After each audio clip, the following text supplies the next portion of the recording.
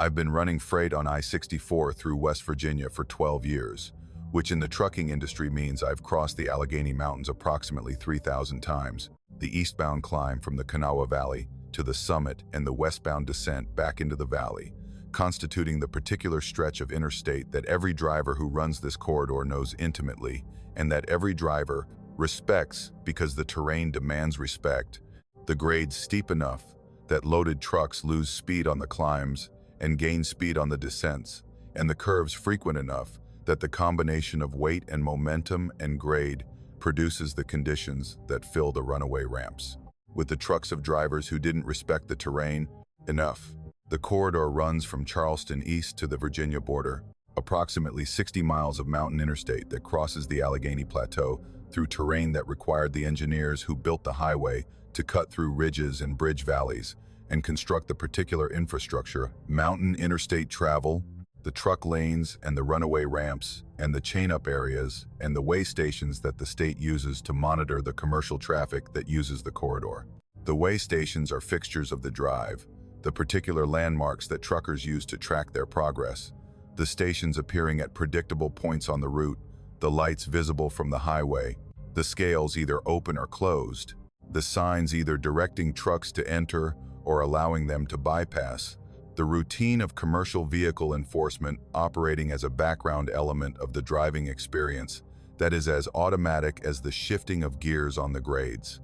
The Midland Trail Way Station sat on the eastbound side of I-64 at approximately the 40-mile mark, a standard installation that I'd been passing or entering for the entire 12 years of my tenure on this corridor. The station was a concrete block building with a booth and scales, and the standard configuration that West Virginia uses for commercial vehicle enforcement, the design functional and institutional, the building showing the particular appearance of a government facility that is maintained to the minimum standard that function requires and that aesthetics have no relationship to.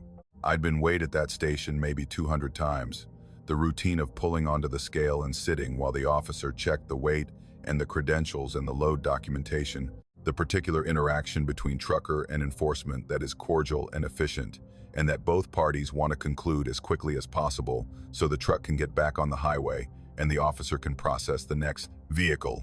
November 2022, a Tuesday night, technically Wednesday morning, approximately 2 a.m.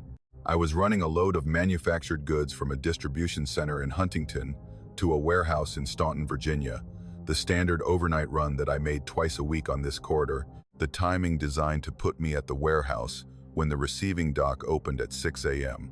The weather was rain, not the light, intermittent rain that the mountains produce as a background condition, but a sustained, heavy rain that the November systems deliver when the moisture from the Gulf meets the cold air that the Alleghenies channel down from the north, the particular rain that turns the highway into a surface of reflected light and spray, and that reduces the visibility to the distance that the headlights can penetrate through the water that fills the air between the truck and whatever is ahead. I was running eastbound at approximately 50 miles per hour, the reduced speed a concession to the rain and the visibility and the grade that was climbing toward the summit, the truck loaded and heavy, the engine working against the slope, the wipers beating at their fastest setting and still barely clearing the windshield before the rain replaced what they'd removed. The highway was empty, in the way that mountain interstates are empty, at 2 a.m. in a rainstorm. The traffic reduced to the occasional truck and the rare passenger vehicle, the road belonging to the drivers who run through the night because the freight doesn't wait for weather. The way station appeared in my headlights. The sign first, the green overhead sign that says Weech Station with the distance, the standard notification that a station is ahead and that commercial vehicles must enter unless the sign says closed. The sign said open. The arrow was lit, the green light directing trucks to the right lane and the entrance ramp. The particular instruction that means pull in, you're being weighed tonight. The station was lit, fully lit, the building showing lights in every window, the scale area illuminated by the overhead fixtures that provide the light that officers need to conduct nighttime inspections, the entire facility operating at full capacity, the lights bright enough to cut through the rain with the particular intensity of institutional lighting that is designed for visibility rather than ambience. The contrast between the dark, rain-filled highway and the lit station was sharp, the facility appearing as an island of illumination in the mountain darkness, the building and the scales and the booth showing with a clarity that the rain-soaked highway couldn't match. I pulled in. The entrance ramp curved to the right and descended slightly to the scale area, the standard configuration, the truck's tires finding the concrete surface that the scales occupied, the particular change in road texture that tells you you're on the platform and that the weight is being measured. I stopped on the scale and looked at the booth. An officer was in the booth, standing behind the window, the figure visible in the lit interior, wearing the uniform that the Commercial Vehicle Enforcement Division uses, the particular dark shirt and the badge and the hat that West Virginia officers wear when they're conducting weigh station operations. The officer looked at my truck, looked at a screen that was presumably showing my weight, and activated the light system that directs trucks to either proceed or pull to the secondary inspection area. The light directed me to the secondary area. I pulled forward and parked in the designated spot, and the officer came out of the booth and walked to my truck through the rain and conducted an inspection that was, in every detail that I could observe, a standard commercial vehicle inspection. He checked my CDL. He checked my medical card. He checked my logbook, the paper backup that I carry, in addition to the electronic logging device. He walked around the truck and the trailer, checking the tires and the lights and the securing devices on the load. He checked the trailer's registration and the load documentation. The inspection was thorough and professional, the particular systematic examination that an experienced officer conducts when they're checking a truck that they've selected for inspection, each element evaluated in sequence, the officer's knowledge of the regulations evident in the specificity of what he checked and the order in which he checked it. He filled out the paperwork. An inspection form, the standard document that records the results of a commercial vehicle inspection, printed on the form stock that the state uses, the station's designation number in the header, the date and the time filled in, the truck's information recorded, the inspection results documented.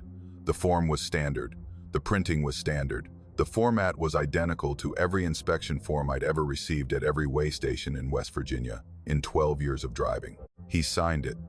The officer signed the form with a name that I read and that I didn't recognize, which was normal because the Enforcement Division employs dozens of officers, and the likelihood of being inspected by the same officer twice is low. The signature was neat, the handwriting confident, the name legible. He handed me the form and told me to have a safe drive, and I said thank you, and I pulled out of the inspection area and merged back onto I-64 and continued east through the rain toward the summit. The inspection took approximately 20 minutes. Standard duration, standard process, standard interaction. The paperwork went into my logbook where inspection paperwork goes. The form filed with the other documents that the regulations require me to carry, the record of a routine weigh station inspection on an interstate in West Virginia on a rainy November night. I mentioned it to my dispatcher the next morning when I called in after the Staunton delivery.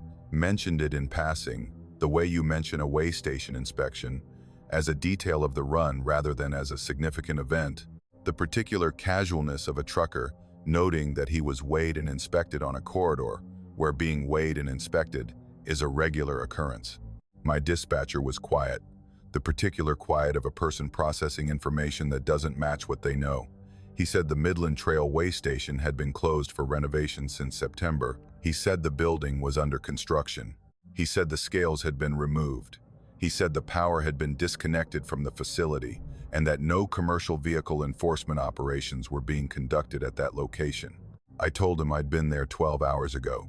I told him the station was open and lit and staffed, and that an officer had conducted an inspection and that I had the paperwork. He asked me to read the station designation number from the form.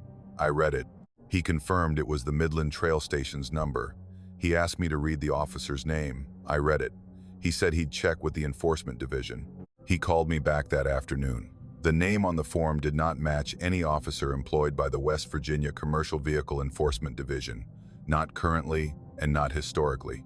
The state police, who oversee the Enforcement Division, had no record of an officer by that name having been employed in any capacity at any time. I drove past the Midland Trailway Station the following week. Daylight, clear weather, the visibility unrestricted. The station was surrounded by construction fencing, the orange plastic mesh that contractors use to isolate work areas. The building's windows were covered in plastic sheeting. The scales were torn up, the concrete surface of the weigh platform demolished. the rebar exposed, the particular state of a facility that is being reconstructed from the ground level up. The booth where the officer had stood was visible through the fence, an empty shell, the interior gutted, the walls stripped to studs, the wiring exposed, the space showing no equipment, no screens, no lights, no evidence that anyone had been standing in it, conducting inspections. The construction had been ongoing since September. 2 months before my inspection, the station had been closed, gutted, and de-energized for 2 months before I pulled onto scales that didn't exist and was inspected by an officer who doesn't exist in a facility that was producing light and heat and administrative paperwork from a building that had no power. The form is in my logbook. I've looked at it many times. The station designation number is correct. The date is correct. The time is correct. The truck information is correct. The inspection findings are correct, noting no violations, the standard clean inspection that a well-maintained truck produces. The signature is clear and confident and belongs to no one. I've talked to other drivers. Carefully, the way you talk about things that you're not sure the other person will accept. 2 drivers have told me they've experienced something similar, not at the Midland Trail Station specifically, but at other facilities on other corridors, way stations that they entered and were inspected at, and that they later learned were closed or demolished, or in some cases had been demolished for years before the night they pulled onto the scales and were weighed. One driver told me about a station in Kentucky that he'd been inspected at in 2019 and that he'd later determined had been closed since 2014.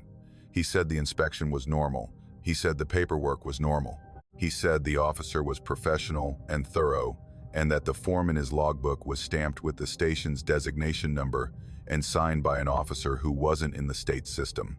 He said the stations are still running, not in the daylight, not for the cars and the trucks that pass during business hours, at night, in the rain. For the drivers who are running the mountain corridors at 2 and 3 in the morning, when the traffic is thin and the visibility is low, and the conditions are right for a closed station to open and a demolished building to stand and a non-existent officer to wave you onto scales that were torn up months ago. The form is real, the signature is real, the inspection was real, conducted by a man in a uniform in a building with lights and scales and paperwork. And the building is a shell, and the scales are rubble, and the man doesn't exist. And the form sits in my logbook, dated and stamped and signed, the documentation of an inspection that happened in a facility that wasn't there, conducted by an officer who has never been, on a night when the rain was heavy and the mountains were dark and the way station was open. For me, at 2 a.m. in November. And I wonder who else it opens for. What other drivers pull onto scales that the daylight shows as demolished and hand their paperwork to an officer that the state police can't identify? What the inspections are checking, what the officer is looking for in the logbooks and the loads and the credentials of the drivers who enter a station that the highway says is closed and that the rain says is open. The form is in my logbook. The station is under construction, and the name on the signature line belongs to no one. And I drive past it twice a week, and the construction fencing stands, and the building is gutted. Most nights, I run fuel through the mountains of eastern Kentucky, which means I drive a tanker truck loaded with gasoline and diesel through terrain that was not designed for tanker trucks, and that tolerates them only because the communities in the hollows need fuel, and because the fuel has to get there somehow, and the somehow is me, a 47-year-old man in a truck that weighs 60,000 pounds loaded, navigating roads that were built for the coal trucks that used to run these hollows and that have been maintained to a standard that the word maintain doesn't quite describe, the pavement cracked and patched and narrowed by decades of erosion and budget shortfalls, and the particular indifference that the state applies to roads that serve communities too small to generate the political pressure that maintenance requires. I've been running these routes for 9 years. Floyd County, Pike County, Knott County, the mountain counties where the hollows run deep and the roads follow the creek bottoms, and the communities that the coal industry built are slowly losing the population that the coal industry's decline is taking away. The stations I deliver to are the small independents that serve these communities, the 2-pump operations that occupy a corner lot at the mouth of a hollow and that provide fuel to the people who live up the hollow and who don't want to drive 30 minutes to the nearest chain station for a tank of gas. The deliveries run at night because the roads are emptier at night, and because a loaded tanker on a mountain road requires the absence of oncoming traffic that the nighttime provides, the particular advantage of driving at hours when the road belongs to whoever is on it. I know these roads. 9 years of weekly runs has given me the particular familiarity that develops when you drive the same routes on the same schedule for long enough that the driving becomes automatic. The truck following the road, the way your hand follows the banister on a staircase, you've climbed 10,000 times. The terrain processed by the body rather than the mind, the curves anticipated, the grades prepared for, the particular features of each route committed to a physical memory that operates below conscious navigation. The route through the hollow in Floyd County was one of my regulars. A 2-lane road that left the state highway and followed a creek upstream through a narrow valley, the road climbing gradually as the hollow narrowed, the terrain steep on both sides, the forest pressing close, the particular geography of an eastern Kentucky hollow, where the road and the creek share the valley bottom, because the valley bottom is the only flat ground, and because the creek was there first and the road was built beside it. The road served a handful of communities, small clusters of houses and a church and occasionally a store, the rural infrastructure of mountain life strung along the highway that connected them. About 4 miles into the hollow, the road crossed the creek. The crossing was a low-water ford, a concrete surface laid across the creek bed where the road descended to creek level and the pavement ran through the water. The particular engineering solution that mountain road builders use when a bridge is too expensive and the traffic is too light to justify the cost, and the creek is small enough that a concrete ford provides adequate passage for everything except the highest flows. I'd been driving through this ford every week for 9 years, the tanker's tires splashing through 6 inches of water on a normal day and through maybe a foot during spring rains, the ford functional in all but the worst conditions, the crossing as familiar to me as my own driveway. March of 2023, a Thursday night, approximately 1 in the morning. The rain had started around 10 and had intensified through the evening into the kind of sustained mountain rain that March produces in eastern Kentucky, the heavy, warm rain of early spring that melts the residual snow at elevation, and that combines the melt with the rainfall to produce the particular volume of water that the creeks carry during March when every drainage in the mountains is running, at or above capacity. The rain was heavy enough to reduce visibility to approximately 50 feet, the headlights of the tanker cutting a short tunnel through water that filled the air as a continuous sheet rather than individual drops, the wipers fighting a losing battle against a volume of water that exceeded their capacity to clear. I was running a delivery to a station at the head of the hollow, a small independent that I supplied every Thursday night, the route automatic, the driving automatic, the particular late-night rhythm of a tanker driver running a familiar route in conditions that were less than ideal, but that were within the parameters of what 9 years of mountain driving had prepared me for. Rain is rain. You slow down, you increase following distance, you pay attention, and you drive through it because the fuel needs to get there, and the road is the only way, and the rain doesn't change the route. I approached the creek crossing at about the 4-mile mark, the section of road where the pavement descended to the ford and where, on this night in this rain, the creek would be running high, the water across the ford deeper than normal, maybe 18 inches based on the conditions, the kind of depth that the tanker could handle, but that required attention, the driver maintaining speed through the water rather than stopping in the middle where the current could push the truck sideways on the slick concrete surface. The bridge appeared in my headlights from about 100 feet away, the distance at which the rain allowed the headlight beam to resolve solid objects into recognizable shapes. Not the ford, not the concrete surface descending to creek level. A bridge. A steel truss bridge spanning the creek at a height above the water, the structure rising from abutments on both banks, the trusses forming the characteristic triangular pattern that steel truss bridges produce, the deck visible between the trusses as a surface of wooden planks laid across steel I-beams. I process the bridge with the delayed recognition of a man who is seeing something that doesn't belong where it is, and whose brain is working to reconcile the visual information with the known geography. There was no bridge at this crossing. There had never been a bridge at this crossing in the 9 years I'd been driving this route. The crossing was a ford, a concrete surface at creek level, and the concrete surface was not beneath my tires, and a bridge was ahead of me in the rain, and my truck was approaching it at the speed that the road and the rain permitted. I drove onto the bridge. The transition from pavement to deck was marked by the particular change in sound that a vehicle produces when it moves from asphalt to wood, the tires finding the planks with a thump that resonated through the cab, the hollow sound of a wooden deck beneath a heavy vehicle, the planks flexing under the tanker's weight, with the particular give that wooden bridge decks produce when they're carrying a load that approaches their capacity. The sound was real. The flex was real.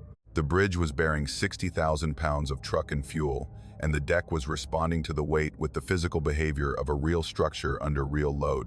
The trusses rose on both sides of the truck, the steel framework visible in the headlights as I crossed, the diagonal members and the vertical members forming the lattice pattern that truss bridges use to distribute load, the steel showing rust, the heavy oxidation of metal that has been exposed to mountain weather for decades, the particular orange-brown of rust that develops on steel that was painted once, and that the paint has long since abandoned.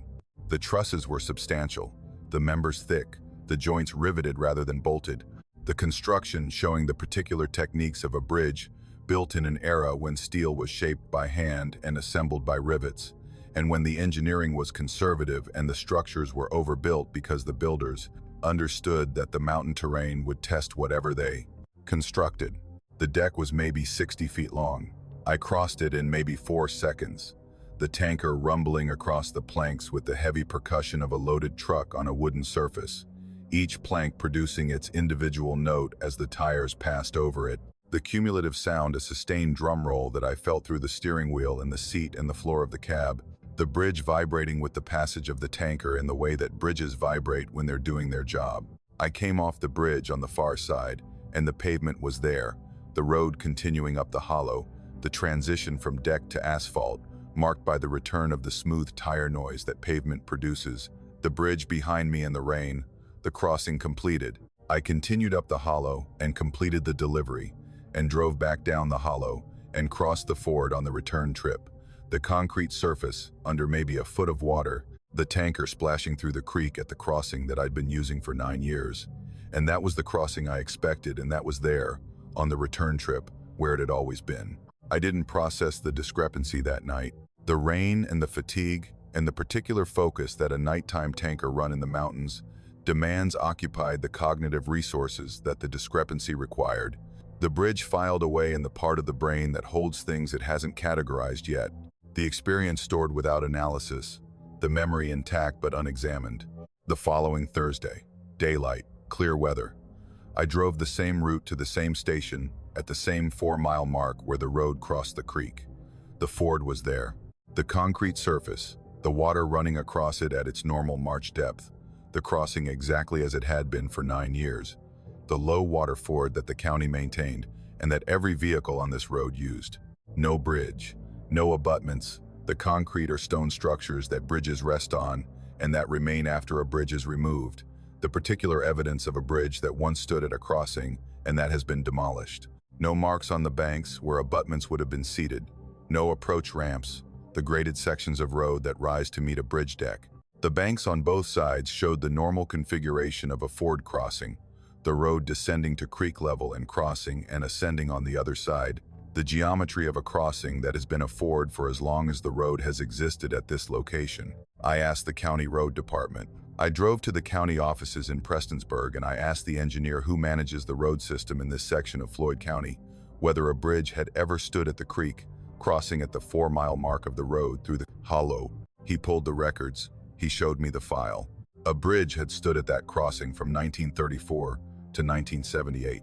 A single-lane steel truss bridge, riveted construction, wooden plank deck, built by the WPA during the Depression as part of the federal works program that constructed infrastructure throughout Appalachian Kentucky. The bridge had served the hollow for 44 years before the county replaced it with the concrete ford in 1978. The bridge demolished and the steel salvaged and the abutments removed and the crossing converted to the ford that I'd been driving through for 9 years. The engineer showed me a photograph, a black and white image from the county's historical files, the bridge photographed sometime in the 1960s based on the vehicles visible in the background. A single-lane steel truss bridge with riveted construction and a wooden plank deck spanning a creek in a hollow in Floyd County, the trusses showing the particular lattice pattern that I had seen in my headlights in the rain, the structure matching my memory with a precision that the 45-year gap between the photograph and my crossing should have made impossible. I crossed that bridge. In March of 2023, in the rain, at 1 in the morning, I drove a 60,000-pound tanker truck across a bridge that was demolished in 1978. The deck flexed under my weight. The planks rumbled under my tires. The trusses framed the sky on both sides. The bridge bore the load and the crossing completed, and I drove off the other side onto pavement that connected to a bridge that had been gone for 45 years. I've driven through the ford every Thursday since. The ford is there. The concrete surface, the creek, the crossing that replaced the bridge in 1978. The ford functions. The tanker splashes through, and the delivery continues, and the road does what the road does. But on that night in March, in the rain, the road did something different. The road provided a bridge that had been torn down 45 years earlier, standing in the rain at the crossing where it had stood for 44 years. The steel and the wood and the rivets restored from whatever dimension demolished infrastructure occupies when it's no longer part of the physical world. The bridge present and functional and real enough to bear 60,000 pounds of tanker truck on a plank deck that rumbled under the tires with the particular sound of wood bearing weight. I wonder about the rain. Whether the rain is the condition, whether the heavy nighttime rain that fills the air and reduces visibility to 50 feet is the particular environment that allows the bridge to exist. The water in the air creating the medium that the bridge needs to manifest, the crossing reverting to its previous configuration when the conditions align, the ford becoming the bridge the way a road becomes a river when the water rises, the physical reality of the crossing changing from one state to another based on conditions that the daylight and the dry weather don't produce. The bridge was there from 1934 to 1978. 44 years of standing in that hollow, carrying the traffic that the hollow produced, the trucks and the cars and the people who used the crossing before the ford replaced it. 44 years of existence that the rain, on certain nights, reproduces for drivers who arrive at the right moment and who cross the bridge that the daylight says is gone. The ford is there, every Thursday, in daylight and in dry weather, and in the normal conditions that the normal world provides.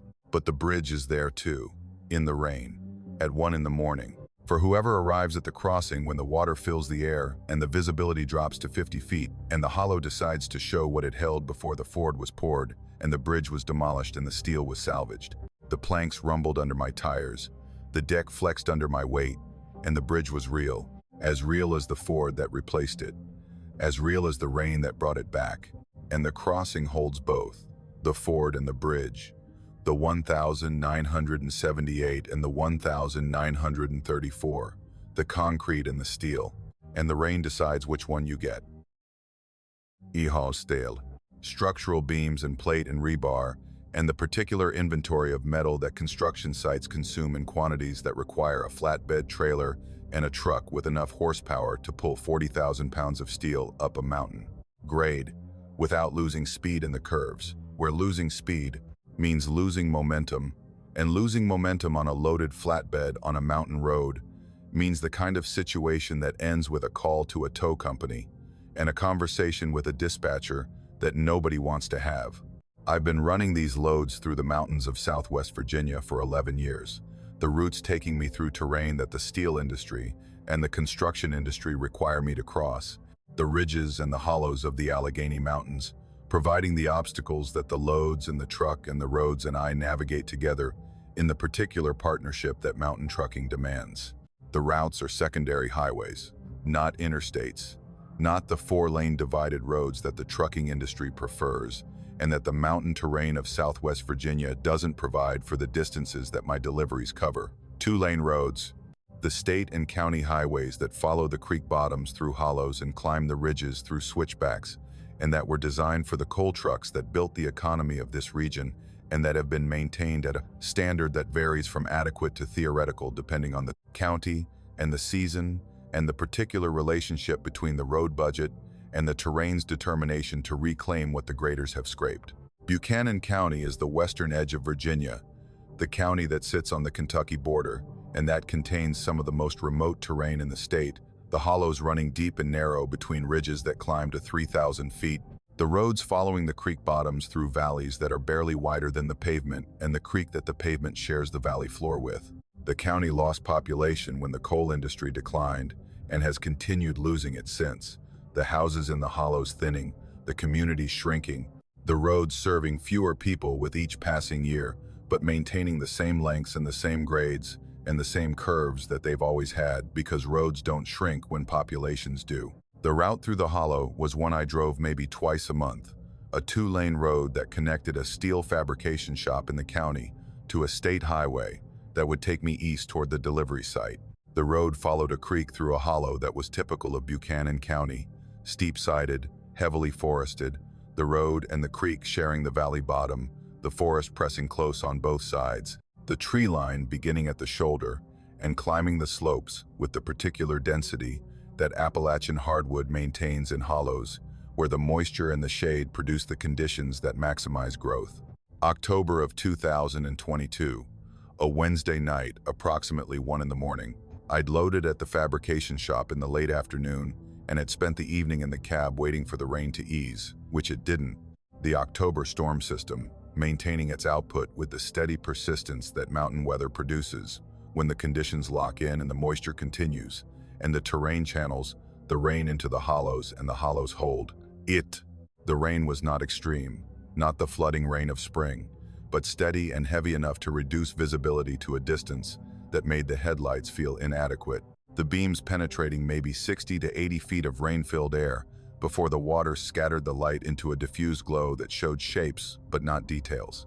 I decided to drive. The delivery had a morning deadline, and waiting for the rain to stop was not an option because the rain was not going to stop, and the steel needed to arrive, and the flatbed needed to be there when the construction crew started work at 7.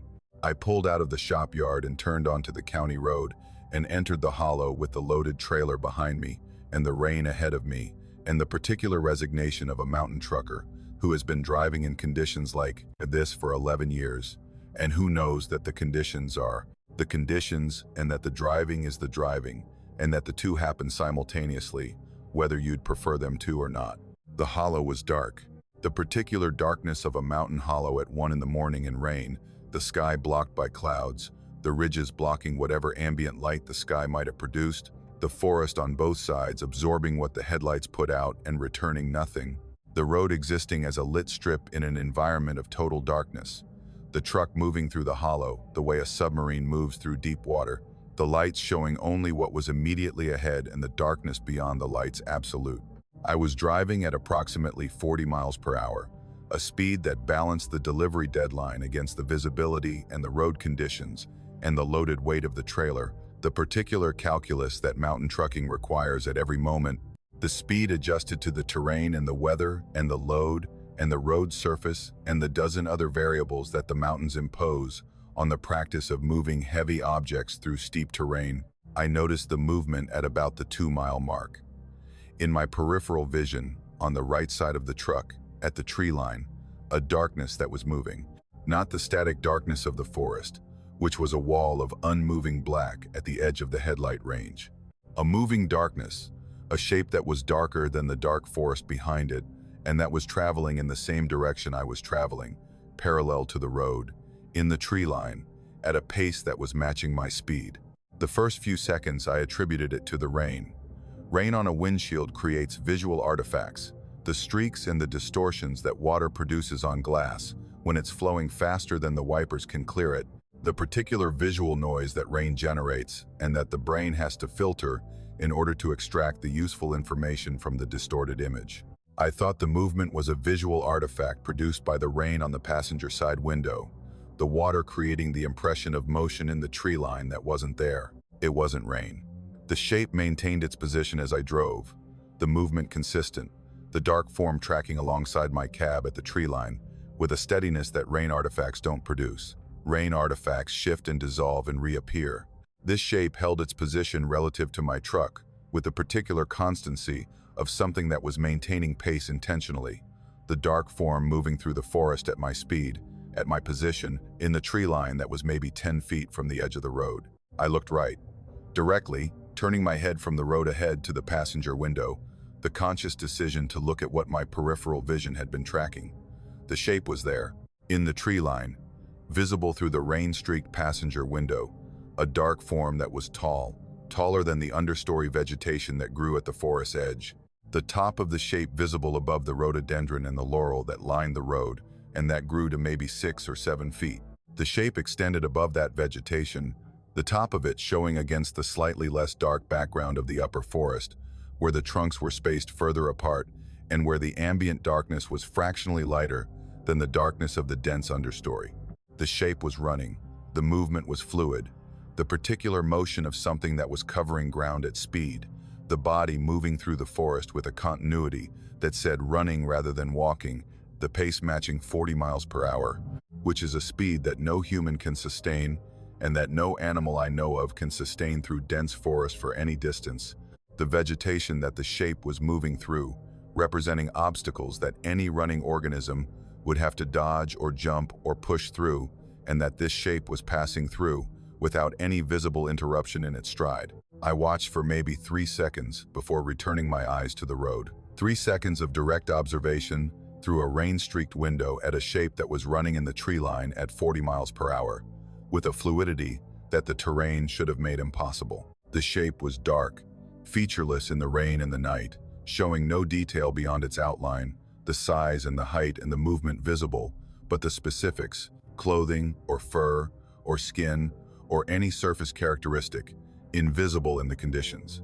I checked the mirror, the right side mirror, angled to show the tree line beside the trailer. The shape was there, maintaining its position not just with the cab but with the road, the dark form visible in the mirror at the tree line, running, the pace unchanged, the position constant. 6 miles. The shape ran alongside my truck for approximately 6 miles through the hollow. I know the distance because I know the route and because I tracked the landmarks, the particular features of the road that I used for navigation, the creek crossings and the curves, and the occasional mailbox that marked the positions of houses that were set back from the road in the darkness. 6 miles of hollow, 6 miles of forest pressing close on both sides, 6 miles of a dark shape running in the tree line at 40 miles per hour beside a loaded flatbed in the rain. The pace never varied. The shape maintained its position at my cab with the particular precision of an escort, the distance from the road consistent, the speed matching mine exactly. When the road curved left, the tree line on the right followed the curve, and the shape followed the tree line, the running form adjusting its trajectory to maintain the parallel course that it had established at the 2-mile mark. When the road climbed slightly, the shape climbed with it. When the road straightened, the shape ran straight. Every variation in my path was matched with a fluidity that said the shape was not following the terrain but following me, navigating relative to my truck rather than relative to the forest. I heard nothing. The engine and the rain and the wipers produced enough ambient noise that sounds from outside the cab were reduced to whatever could penetrate the combination of glass and steel and mechanical noise that the truck generated. Whatever was running in the tree line at 40 miles per hour was either producing no sound or producing sound that the truck's noise floor concealed. 6 miles of running through dense Appalachian forest at highway speed without a sound that reached me through the cab, the shape moving through vegetation that should have been crashing and snapping beneath anything traveling through it at that pace. The hollow opened. At the 8-mile mark, the valley widened, the ridges pulling back from the road, the tree line retreating from the shoulder to a distance of maybe 50 yards, the forest edge no longer the wall of vegetation that it had been in the narrow section of the hollow, but a distant boundary across a field of grass and scrub that the wider valley floor provided. The shape was gone. At the point where the tree line pulled back from the road, where the intimate proximity of the forest to the pavement ended and the open ground began, the shape ceased to be visible, not because it had stopped, not because it had turned into the forest and run away from the road. It was simply not there when the tree line was no longer there, the shape ending where the close forest ended, as if the proximity of the trees to the road was the condition that the shape required and that the wider valley didn't provide. I drove the remaining miles to the state highway, in the particular silence that follows an experience the mind can't process. The rain continued, the wipers beat, the engine ran. The flatbed carried its steel through the mountains of Southwest Virginia, and the tree lines on both sides were empty, and the forest held nothing that kept pace with my truck, and the hollow was behind me, and whatever had run beside me for 6 miles was in it. I've driven that hollow many times since. Day and night, rain and clear. The tree line is the tree line. The forest is the forest. Nothing runs alongside the truck. But on rainy nights, when the visibility drops and the hollow narrows and the tree line presses close to the road and the darkness beyond the headlights is complete, I watch the passenger window. I watch the tree line in my right mirror.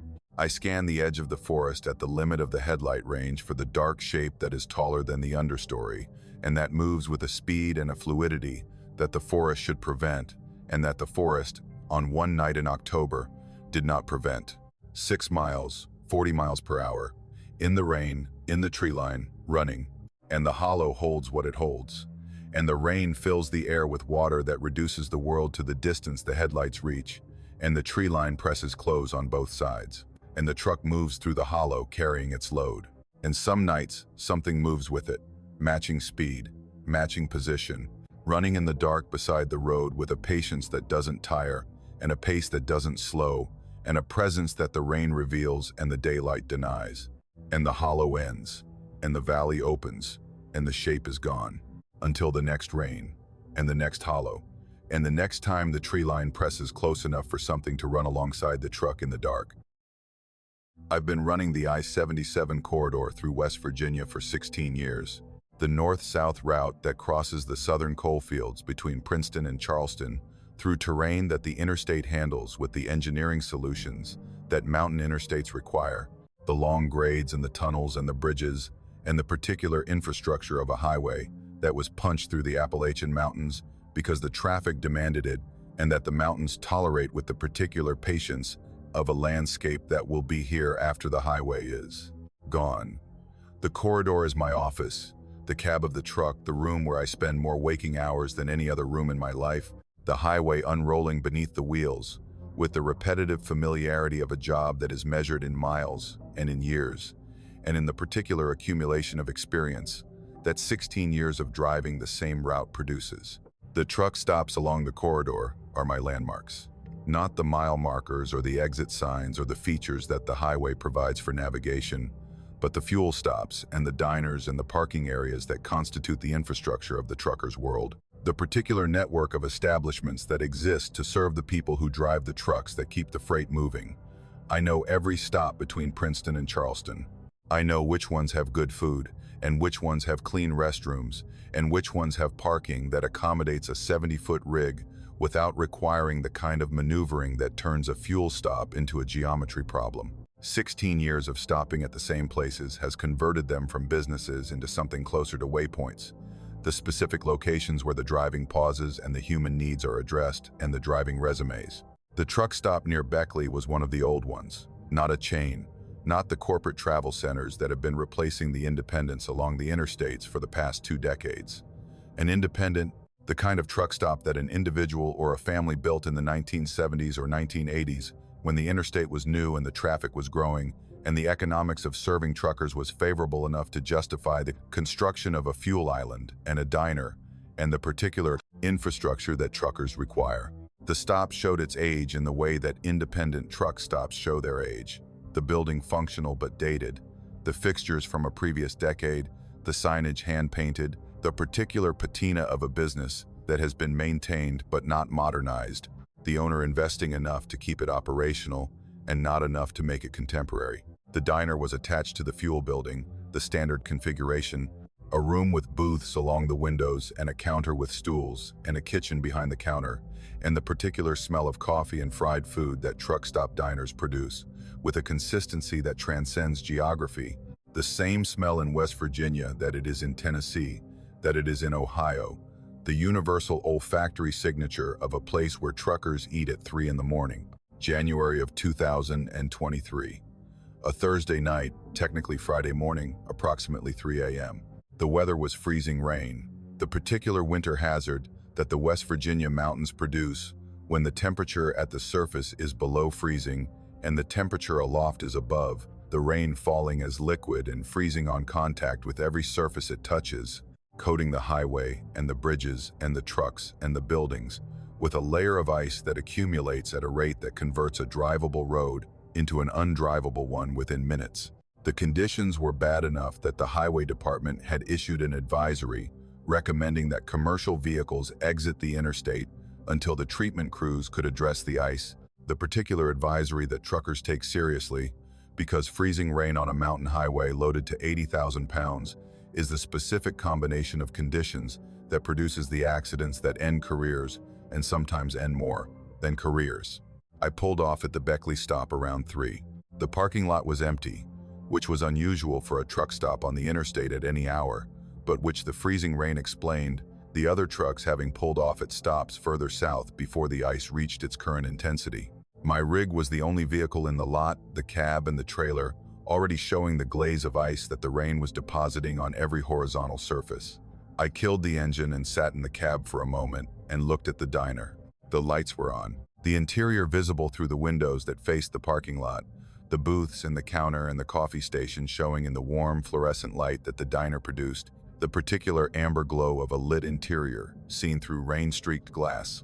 The diner looking exactly as it had looked every other time I'd been here, the standard configuration of a truck stop restaurant at 3 in the morning, open and lit, and waiting for whoever the highway delivered. I walked to the diner through the freezing rain, the ice already thick enough on the parking lot surface that each step required the careful placement of weight that ice-covered ground demands, the particular shuffle that people adopt when the surface beneath their feet has no friction, and the consequences of falling include the specific injuries that a parking lot at 3 a.m. produces when the nearest help is inside a building, 30 feet away. I opened the door. The warmth hit me immediately. The thermal differential between the frozen exterior and the heated interior producing the particular sensation of entering a warm space from a cold one, the body registering the change as relief, the muscles relaxing, the face thawing, the particular gratitude that a heated room produces in a person who has been in freezing rain. The diner was occupied. One customer, sitting in the booth nearest the window, the first booth on the right as you entered, the booth that faced the parking lot and that provided a view of the fuel island and the highway beyond. A man.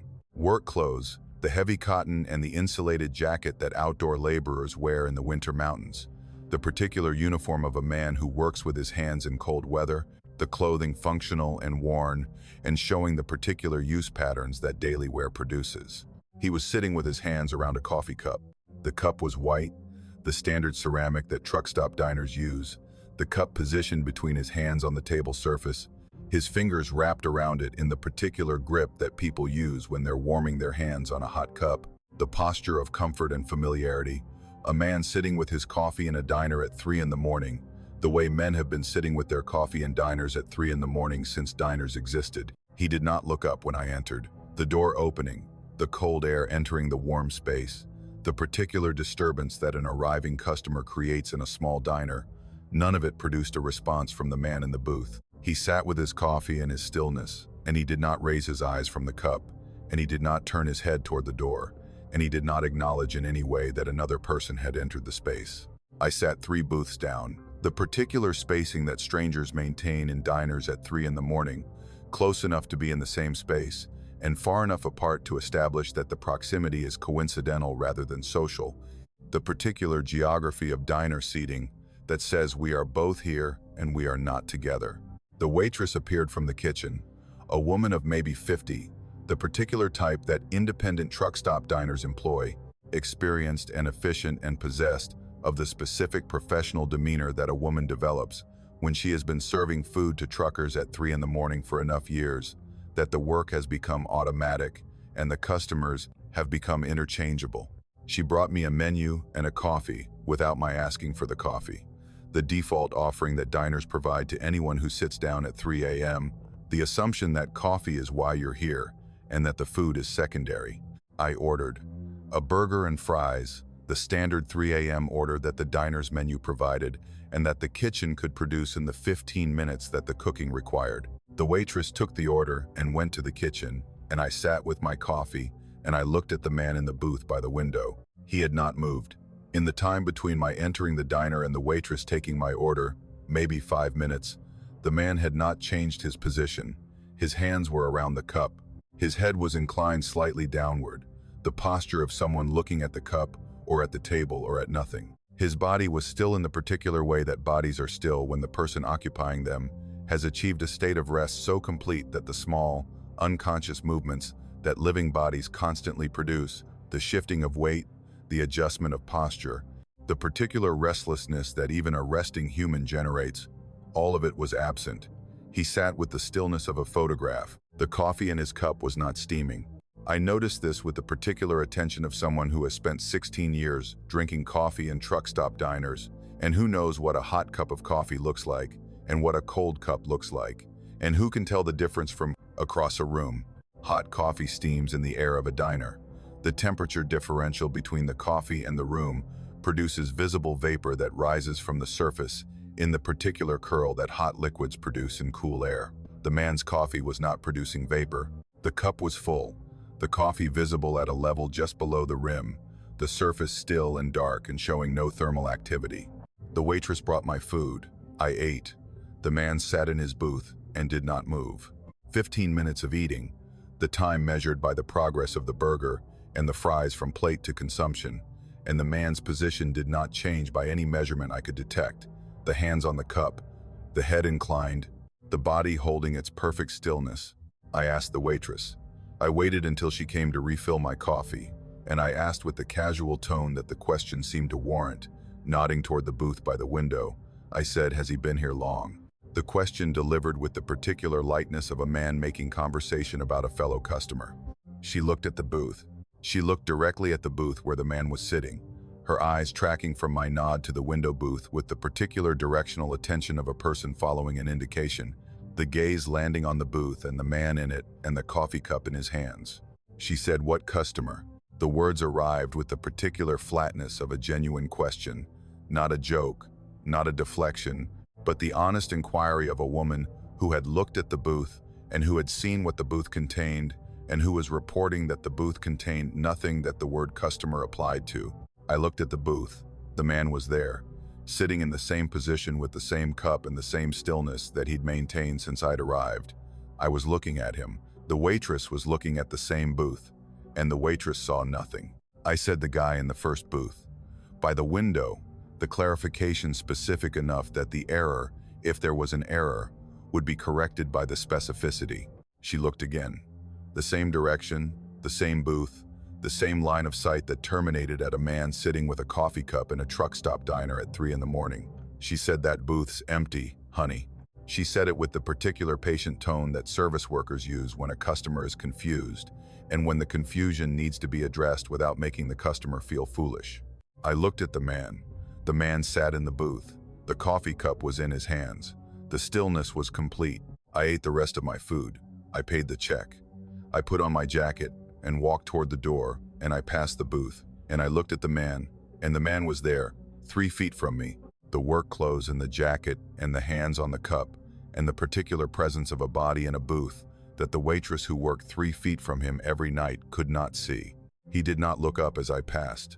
He sat with his coffee and his stillness, and I walked to the door and opened it, and the freezing rain hit me, and I crossed the parking lot to my rig and got in the cab and sat there and looked through the windshield at the diner window, where the first booth was visible from the outside. The booth was occupied, the man was sitting in it. Through the rain-streaked glass in the parking lot distance, the figure was visible in the warm light of the diner, sitting in the window booth with the coffee cup and the work clothes and the stillness that 45 minutes of observation had not interrupted. I've been back. Many times. The diner, a regular stop on a corridor I drive every week. The booth by the window is always empty. The waitress serves me without any indication that she remembers my question or the evening that prompted it. The diner functions as a diner functions.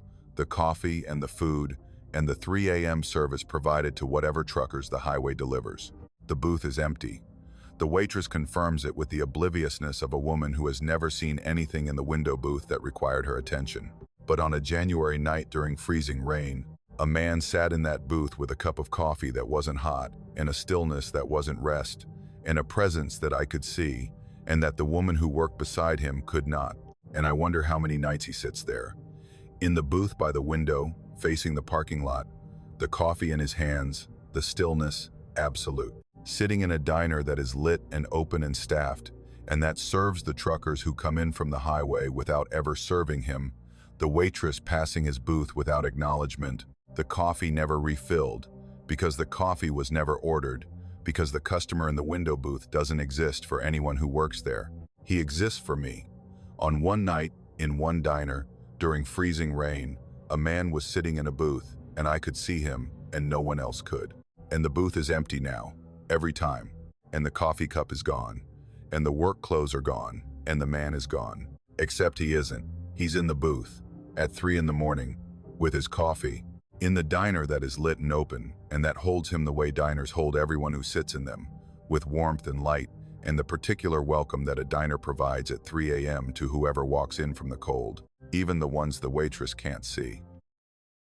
Route 19 through Nicholas County, West Virginia, is a highway that the mountains dictate rather than the engineers, the road following the terrain through a landscape that is too steep and too deeply dissected by hollows and ridges to allow a straight line between any 2 points, the highway winding through the Appalachian Plateau in a series of curves and grades that the trucker in me respects and that the miles on the odometer reflect. The distance between towns on Route 19 always longer than the map suggests, because the map shows the straight line distance and the road shows the terrain's distance. The additional miles that the curves and the climbs and the descents add to every trip through these mountains. I've been driving Route 19 for 13 years, running loads between the lumber operations in the southern counties and the distribution points in the north, the particular commerce that the timber industry generates in a region where the forests have been cut and regrown and cut again for a century, and where the trucks that move the lumber are as much a feature of the highway as the pavement itself. The route is familiar in the way that 13 years of repetition makes anything familiar, the curves committed to muscle memory, the grades anticipated before the tachometer shows the change in engine load, the particular rhythm of the highway, internalized to the point where the driving requires attention but not thought, the body performing the mechanical operations, while the mind floats above the process in the particular state of sustained alertness that long-haul trucking produces on routes that have been driven enough times to become automatids. October of 2022.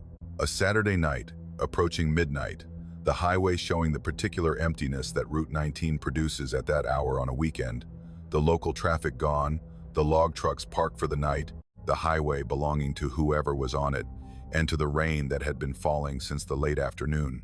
A steady, cold October rain that was not dramatic but persistent, the kind of rain that the mountains produce when a system stalls over the Alleghenies and the moisture continues without intensifying and without stopping, the rain a constant condition rather than an event.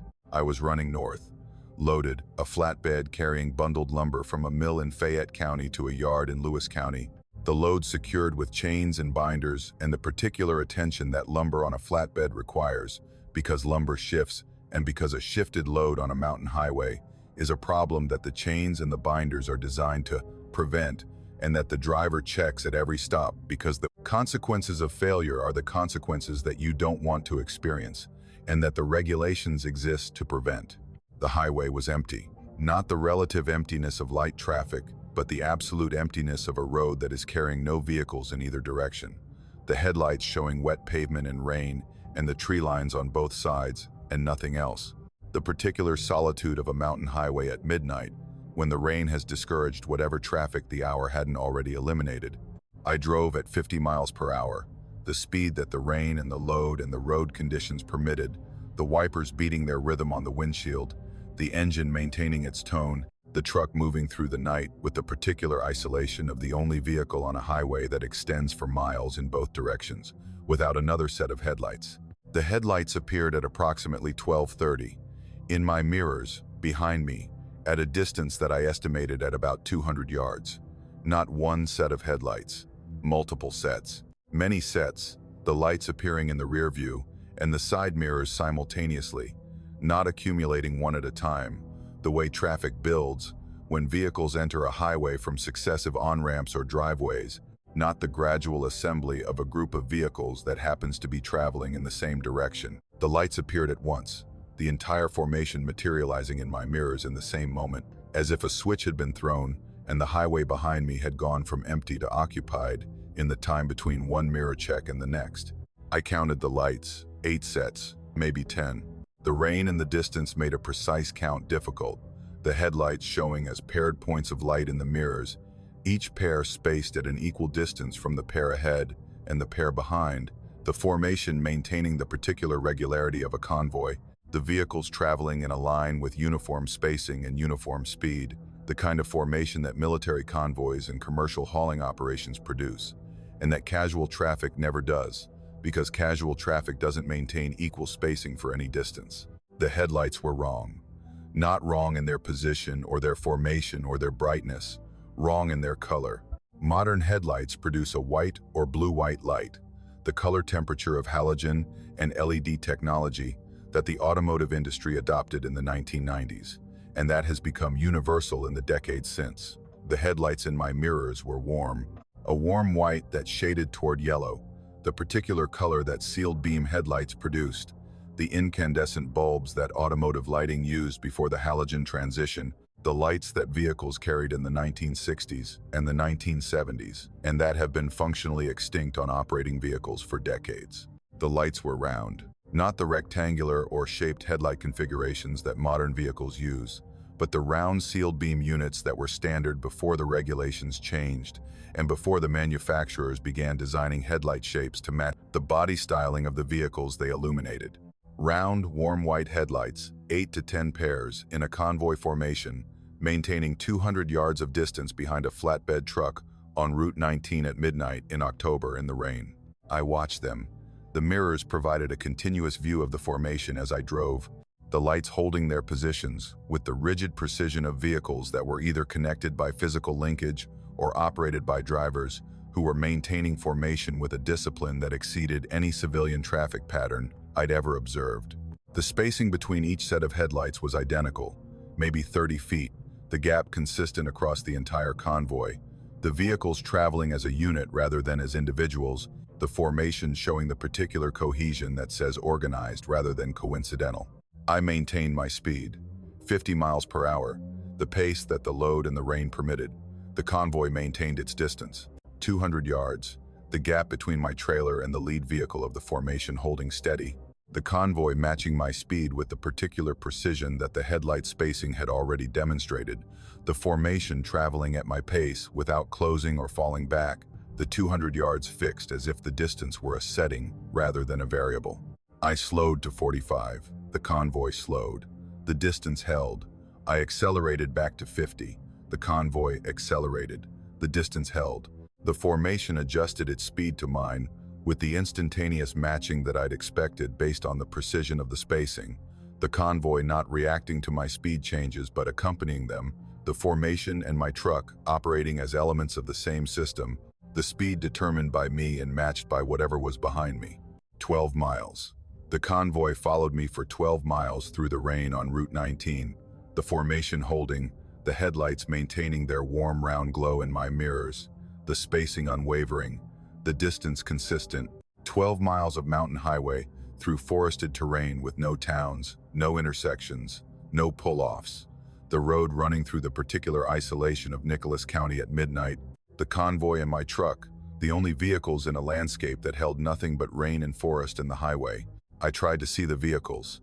At 200 yards in rain at night, the headlights were visible, but the vehicles behind them were not, the lights too bright relative to the darkness behind them, for my mirrors to resolve the shapes of the vehicles into identifiable forms. I could see that the headlight pairs were at heights consistent with trucks or large vehicles, not the lower position that cars produce. The lights elevated above the road surface, at the height that cab over trucks and heavy equipment produces. The height was consistent across the formation, all the vehicles approximately the same size. The convoy composed of similar or identical vehicles traveling in formation on a highway at midnight. The intersection with Route 39 appeared. The highway widened from 2 lanes to 4 as it entered the small town of Somersville. The street lights and the closed businesses and the traffic lights, creating the particular illuminated environment that towns produce on highways that pass through them. The darkness of the mountain road giving way to the amber glow of sodium streetlights, and the red and green of signals, and the reflected light of wet commercial buildings. I checked my mirrors as I entered the town. The convoy was gone, not falling back, not turning off on a side road, not slowing at a distance that the increasing light of the town would have revealed. Gone.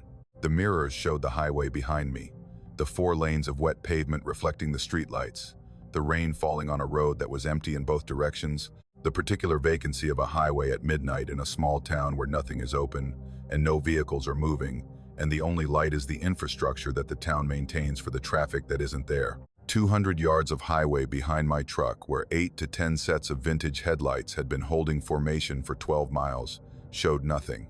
Empty pavement, rain, streetlights, the complete absence of any vehicle in any direction. I pulled into the parking lot of a gas station that was closed for the night.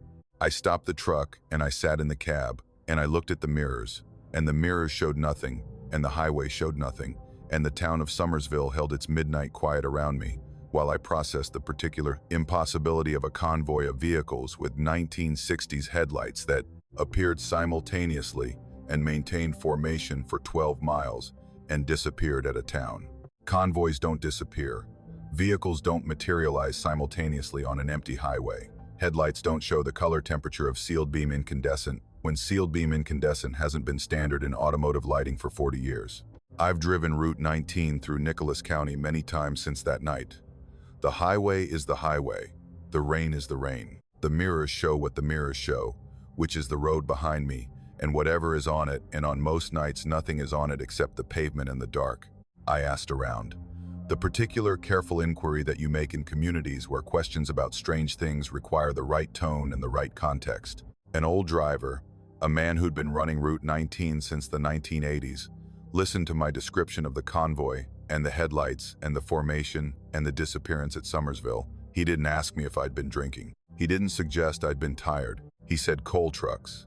He said the coal trucks used to run Route 19 inches convoys, the loaded trucks traveling in formation from the mines in the southern counties to the processing facilities in the north, the convoys running at night when the highway was empty, and the loaded trucks could maintain speed without the interference of civilian traffic.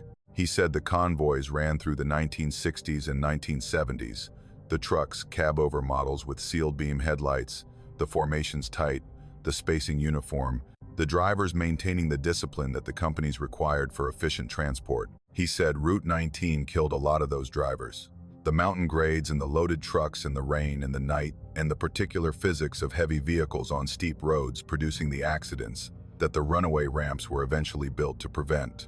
He said the convoys stopped in the early 1980s when the coal industry declined and the regulations changed and the particular era of nighttime convoy hauling ended. He said the trucks still run, not every night, not for every driver, but on certain nights, in certain conditions, the rain and the dark and the empty highway aligning in the particular configuration that produces the phenomenon. The convoys appear in the mirrors of the drivers who are running Route 19 at the hours when the coal trucks used to run, the headlights warm and round, and the formation tight, and the distance maintained for miles through the rain before the convoy reaches a town, and the lights disappear, and the highway is empty, and the mirrors show nothing. He said they're running their loads, still running, through the rain, in the dark. The convoy holding formation, the way the drivers were trained to hold it, the spacing maintained, the speed matched, the trucks running north with whatever they're carrying to wherever they're going, the route unchanged, the highway unchanged, the mountains unchanged, and the rain falls, and the mirrors show the highway, and on certain nights the headlights appear, warm and round and old, the lights of trucks that ran these mountains 50 years ago, still running, in formation, in the rain, in the dark, and the town comes, and the lights go, and the highway holds what it holds. I run refrigerated freight through the mountains of eastern Tennessee, which means I drive a truck with a trailer that maintains its own climate regardless of the climate outside it. The diesel-powered refrigeration unit on the trailer's nose producing the cold that keeps the cargo at temperature, while the cab produces the heat that keeps the driver at temperature, the two environments separated by the trailer wall and connected by the highway that both of them travel. The particular irony of hauling frozen goods through mountains that are producing their own cold is not lost on me. The November nights in the Appalachian ridges, cold enough that the refrigeration unit is working against ambient temperatures that are approaching its own target, the truck carrying cold through cold, the driver warm in the cab, while the cargo is cold in the trailer, and the mountains are cold around both. I've been running these routes for 10 years. The eastern Tennessee corridors that cross the Appalachian ridges between the valley towns and the distribution centers, the particular geography of freight movement in a region where the mountains create the obstacles and the highways overcome them with the engineering solutions that mountain interstates and secondary highways provide. the tunnels and the grades and the switchbacks that the terrain demands, and that the trucks navigate with the particular skill set that mountain driving requires. The routes take me through terrain that is beautiful and difficult, and that in November produces the conditions that make the driving both harder and more atmospheric. The rain and the fog and the early dark, combining to create the particular environment that eastern Tennessee generates when the autumn systems move through and the mountains extract every molecule of moisture from the air and deposit it on the highways and the hollows and the ridges. The CB radio is a fixture of the cab, not the primary communication tool that it was in the era before cell phones, when the CB was the trucker's lifeline, the connection to other drivers and to the particular community that the highway produces among the people who use it professionally. The CB now is supplemental, a backup communication system that I monitor on Channel 19 for traffic information and for the particular awareness that other drivers' transmissions provide, the reports of accidents and road closures and weather conditions that travel the CB network faster than the official channels can disseminate them. I keep the radio on, the volume low, the squelch adjusted to filter out the static that the mountains produce, the CB providing a background murmur of trucker communication that is as much a feature of the cab environment as the engine noise and the heater fan. November of 2023, a Wednesday night, approximately 2 in the morning. I was driving a secondary highway through a hollow in the Unaka Mountains, the range that forms the Tennessee-North Carolina border and that produces some of the most rugged terrain in the southern Appalachians. The route was a 2-lane highway that crossed a ridge and descended into a hollow that ran for approximately 8 miles before connecting to a larger highway in the valley below. The hollow was narrow and deep, the ridges rising steeply on both sides, the road following a creek through the valley bottom, with the particular intimacy of a mountain road that shares its corridor with the water, the pavement and the creek side by side in a space that the terrain allocates with the minimum width that both require. The rain was heavy. November rain in the Unaka Mountains, the particular warm rain that the southern systems produce when they push into the Appalachians in late fall, the moisture abundant, the rainfall sustained, the wipers working at their highest setting, and the headlights penetrating maybe 60 feet of rain-filled air before the light scattered into the diffused glow that heavy rain produces when the water in the air exceeds what the headlights can cut through. The CB radio was on, Channel 19, the universal monitoring channel, the volume low, the speaker producing the occasional burst of static that the mountains generated as the terrain blocked and reflected the radio frequencies that the CB uses. The hollow was a dead zone, the ridges on both sides blocking the signals that other drivers produced, the CB picking up nothing but the static of a radio receiving no transmissions, the particular electronic quiet of a frequency that is being monitored by a radio that has nothing to monitor. The voice came on at approximately 2:15. Not the burst of a transmission, not the break that truckers use to announce themselves on the channel, not any of the conventions that CB communication follows. The voice simply began, mid-word, as if I had tuned into a broadcast that was already in progress, the sound arriving in the speaker with the particular clarity of a close transmission, the signal strong and clean and free of the static that the hollow had been producing since I entered it.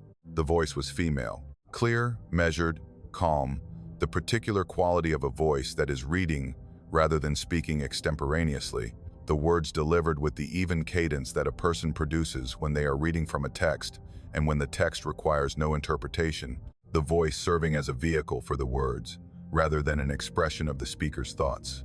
The voice had the particular register of a woman of indeterminate age, not young and not old, the timbre suggesting maturity but not age, the kind of voice that could belong to a woman of 30 or 50, the age obscured by the particular neutrality of the delivery. The voice was reciting names, just names. First name, surname, spoken with a pause of approximately 2 seconds between each, the names delivered one at a time, with the measured pace of someone reading a list that is long and that requires the particular patience that a long list demands. Each name given its own space, each name articulated completely before the next one began. The names were Appalachian. The surnames were the surnames that these mountains have been holding for 200 years, the particular family names that the Scots, Irish, and the English settlers brought to these ridges in the 18th century and that their descendants have been carrying since. The Combs and the Baker and the Hensley and the Mullins and the particular roster of mountain surnames that constitute the genetic heritage of the communities that live in these hollows. I listened.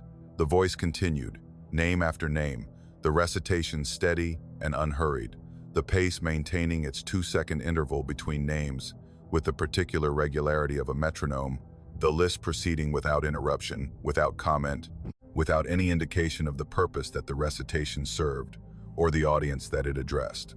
I changed channels. Turned the dial from channel 19 to channel 20. The voice was there. The same voice, the same name, the same cadence, the broadcast continuing on the new channel without interruption. I turned to channel 21. The voice. Channel 14. The voice. Every channel on the CB, from 1 through 40, carried the same broadcast, the same voice reading the same names at the same pace, the transmission present on every frequency that my radio could access, the voice occupying the entire CB spectrum with the particular ubiquity of a signal that was not being broadcast on a specific channel, but that was being broadcast on all of them simultaneously. I turned the radio off. The power switch, the physical disconnection of the radio from the electrical system, the particular mechanical action of a switch moving from the on position to the off position, the radio's power light extinguished. The display went dark. The electronics ceased functioning. The radio converting from an active receiver to an inert box of circuits and components that was not receiving power, and that was not processing signals, and that was not producing sound. The voice continued.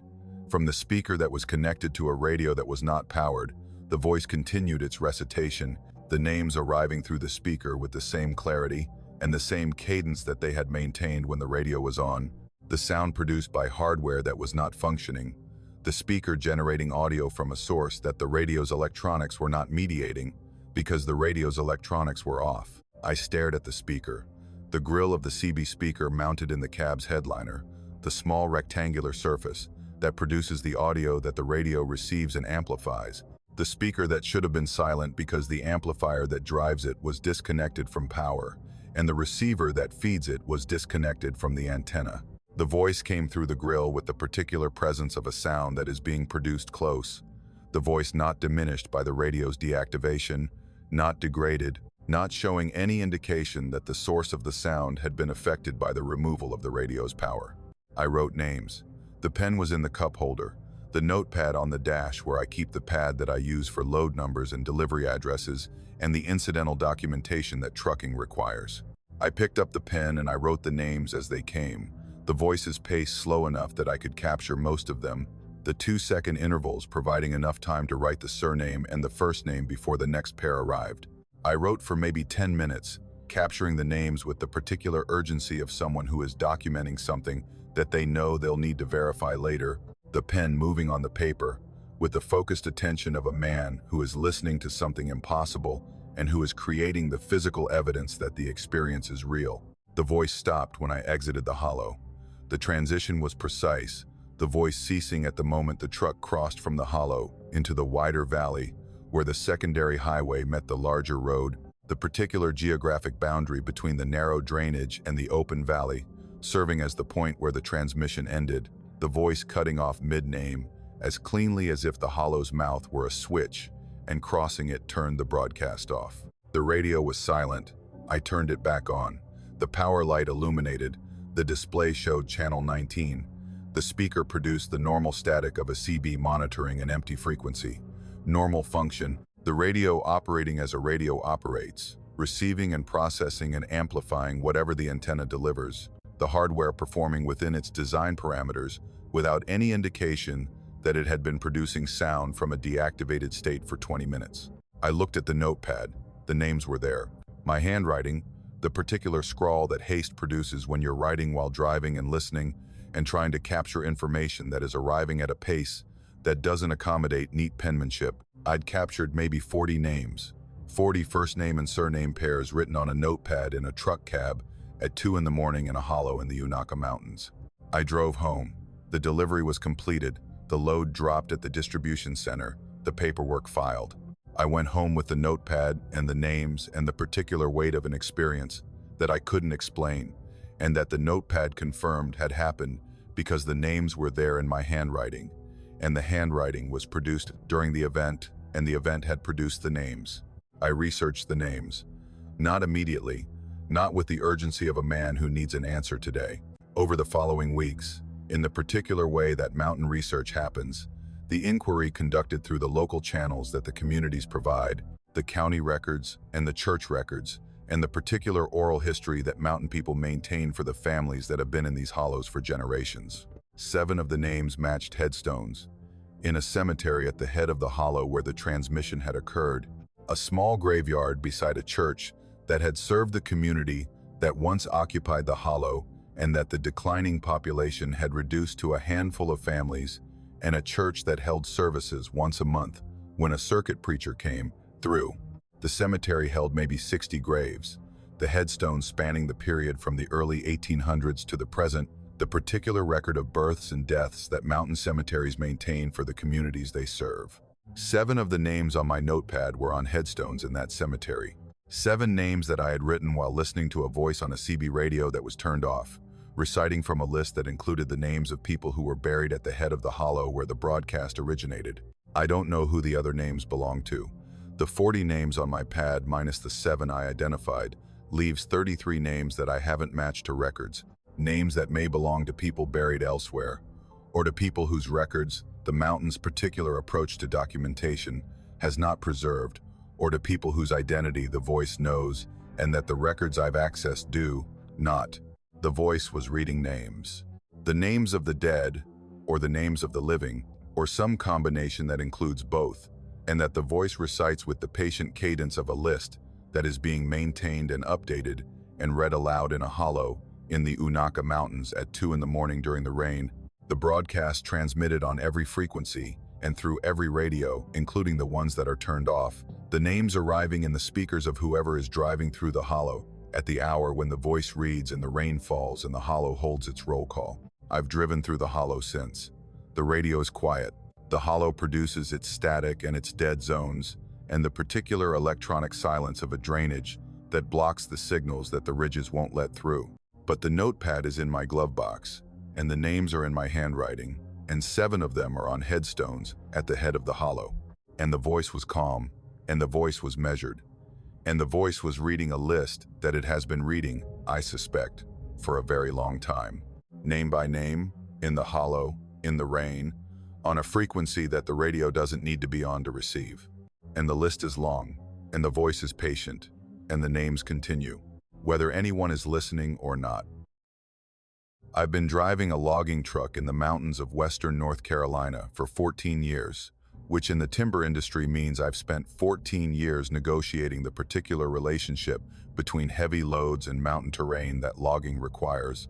The trucks carrying 30 to 40 tons of timber from the cutting operations on the ridges to the mills in the valleys on roads that were built for the purpose of getting timber out of the mountains and that serve that purpose with the minimum investment in surface quality and width and maintenance that the economics of timber extraction will support.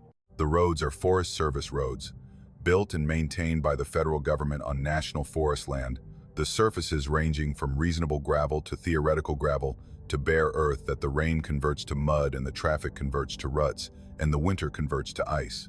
The particular roads I drive are in the Pisgah and the Nantahala, the 2 national forests that cover the mountain terrain of western North Carolina, the steep ridges and the deep hollows, and the particular geography of the southern Appalachians, where the terrain is too steep for agriculture and where the forests that cover it have been the economic resource that the mountains provide to the people who live in them.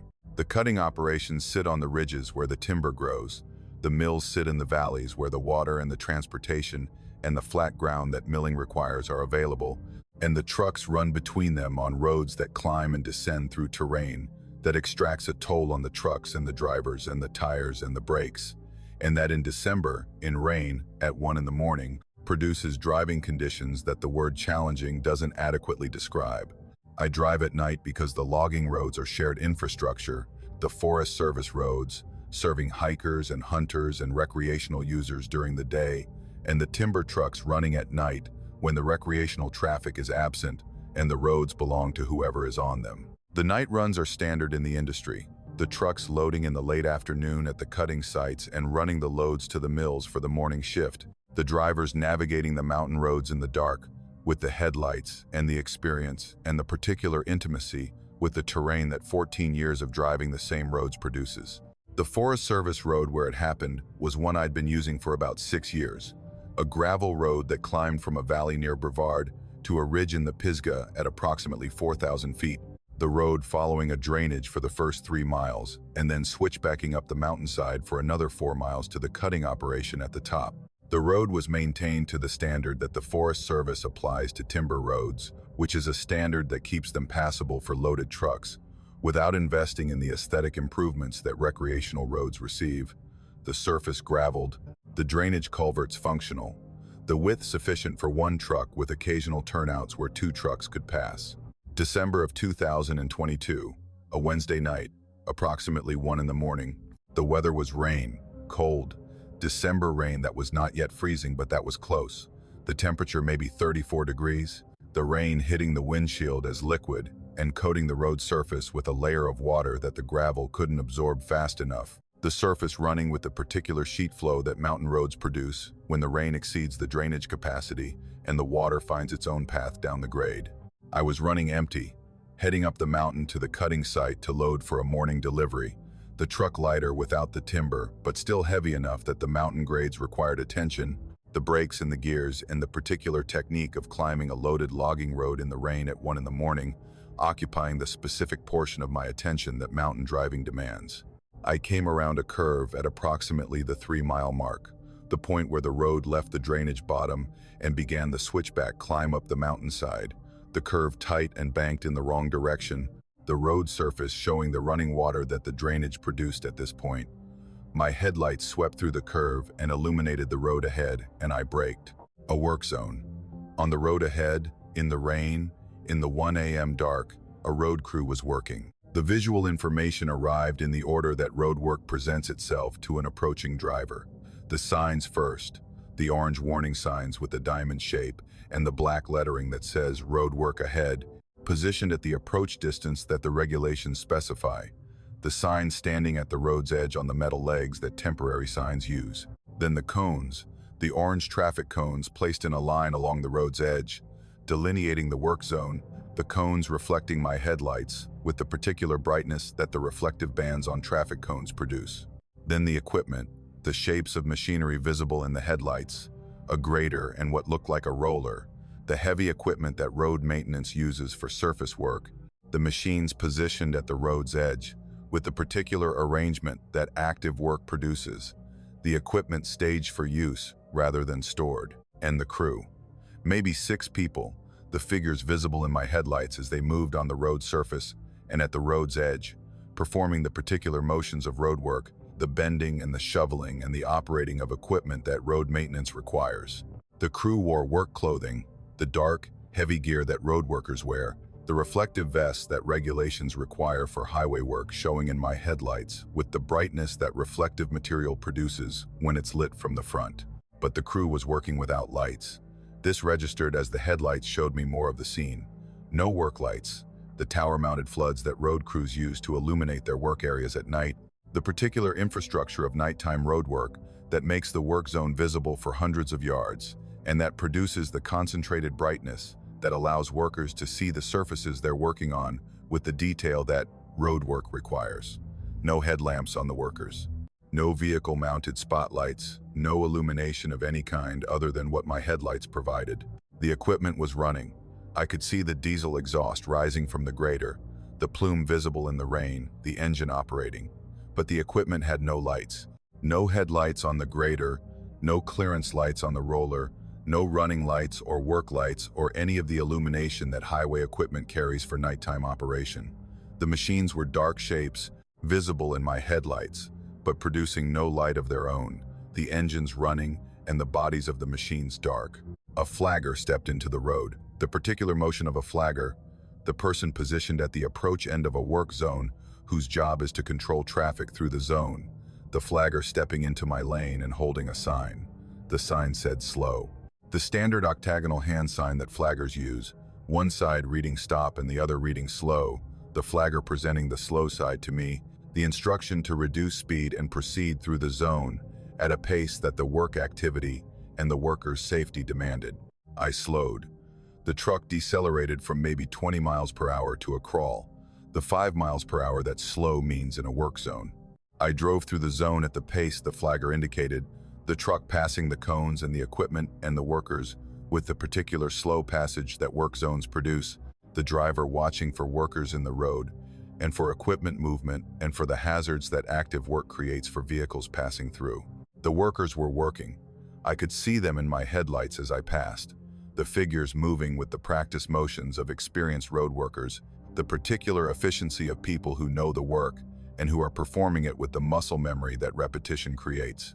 They were working on the road surface, the grader smoothing the gravel, the workers with shovels filling low spots, the activity consistent with routine road maintenance, the kind of surface work that the Forest Service does periodically to maintain the timber roads.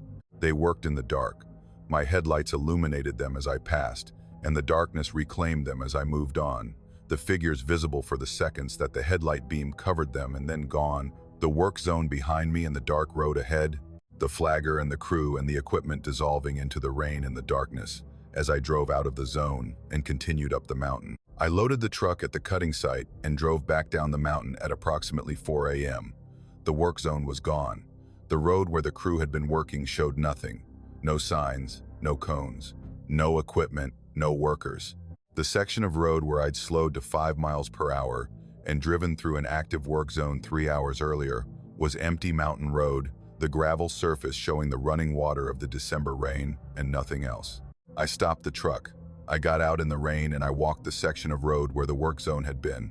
The surface showed no evidence of road work, no fresh gravel, the particular lighter color that new gravel shows against the darker weathered surface of existing road material, no grader marks, the parallel ridges that a grader blade produces in the surface when it smooths the gravel, no tire tracks from heavy equipment, no boot prints from workers. The road surface was the same surface I'd driven that morning when I'd come up to check the cutting site, the same gravel in the same condition, showing no intervention, no maintenance, no work of any kind. I drove to the Forest Service office the next morning.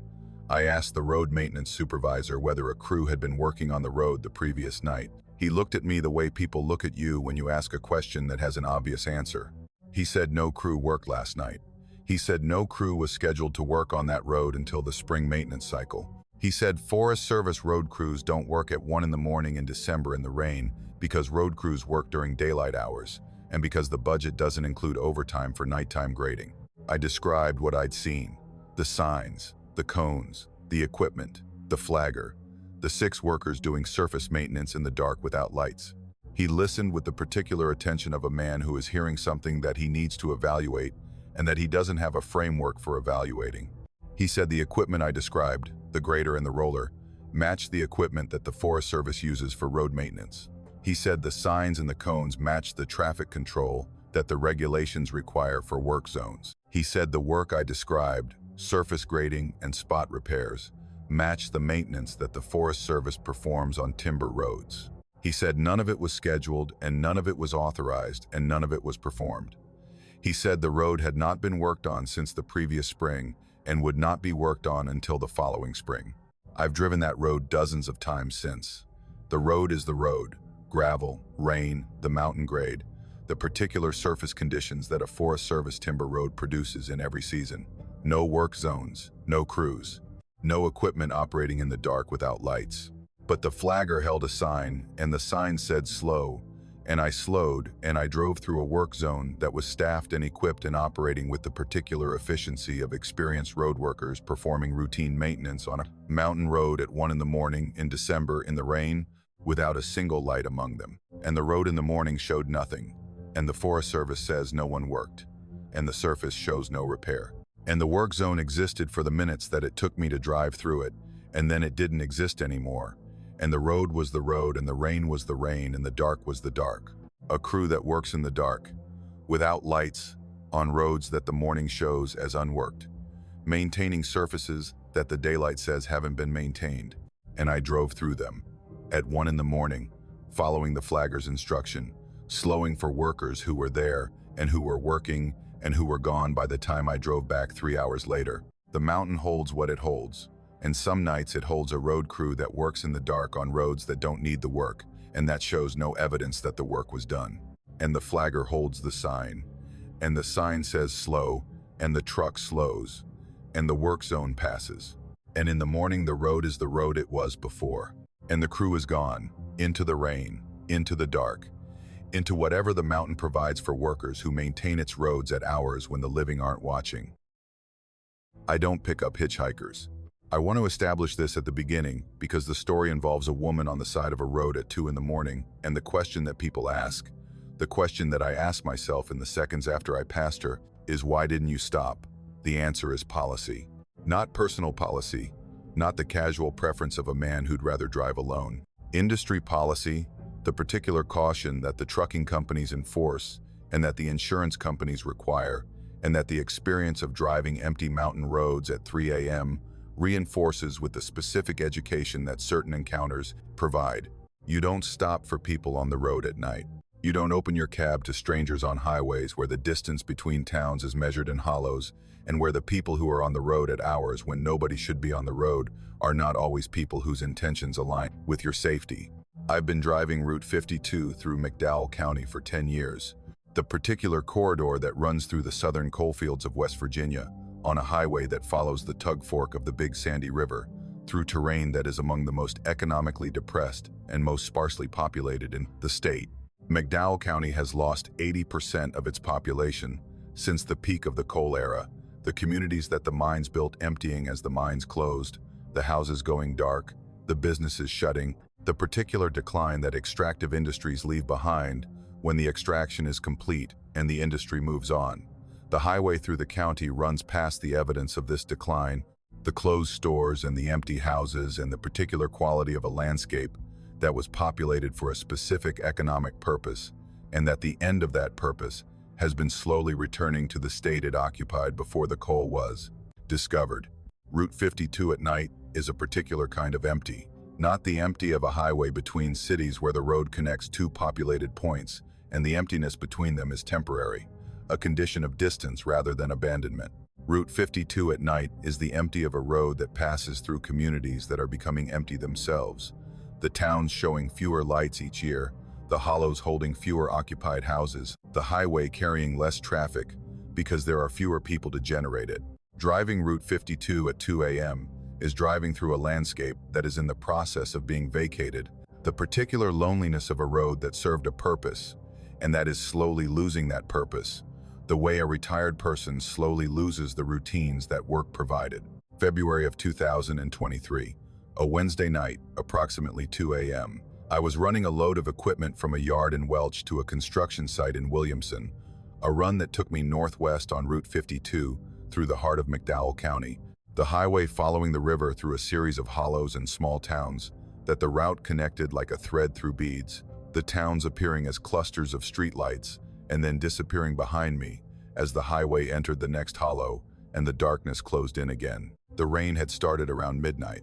A cold February rain, not quite freezing, the temperature hovering at 33 or 34 degrees, warm enough that the precipitation fell as rain rather than ice, but cold enough that the rain carried a particular hostility, the wetness and the cold combining to produce conditions that were miserable for anyone exposed to them, the kind of rain that penetrates clothing and that draws heat from the body with the relentless efficiency of a medium that is both wet and cold, and that makes hypothermia a consideration for anyone who is outside in it without protection.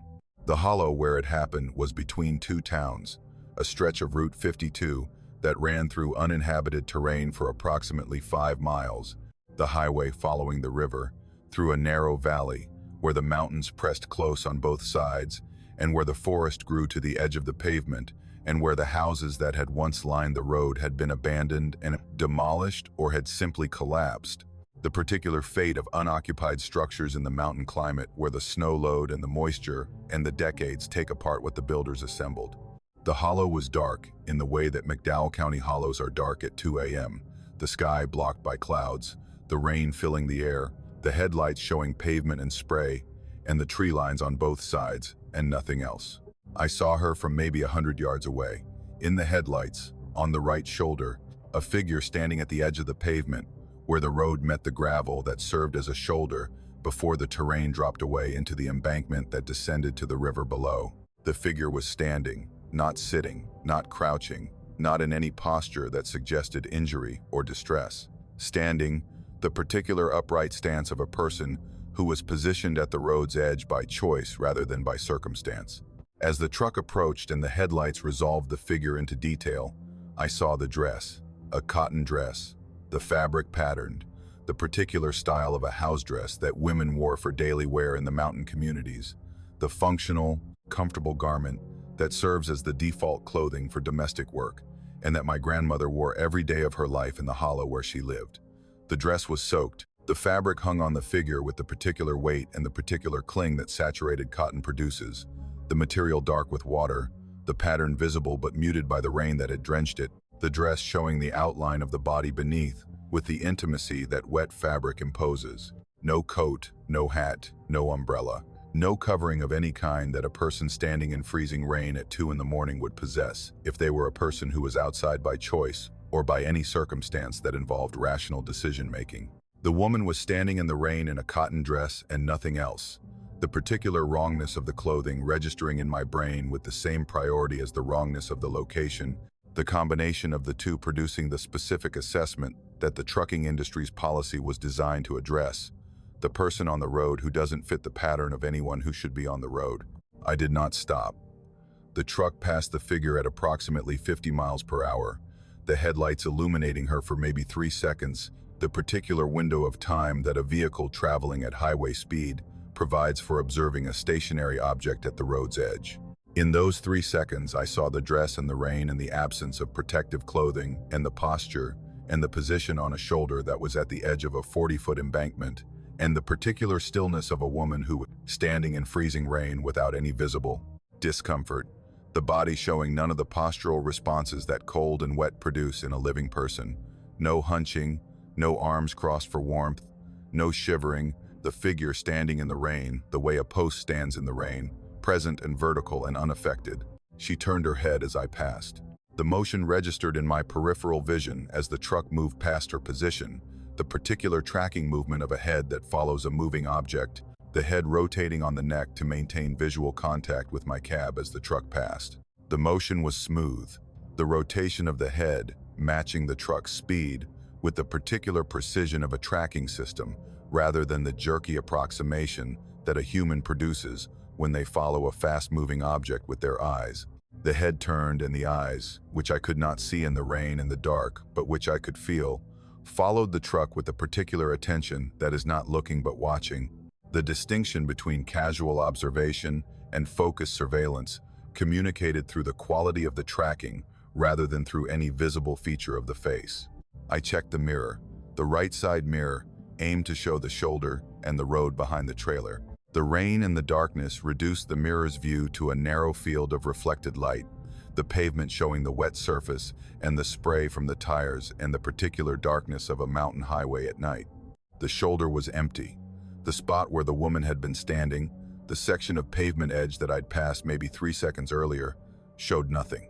The gravel shoulder was there, the embankment edge was there, the rain was falling on the surface, and the figure was not there.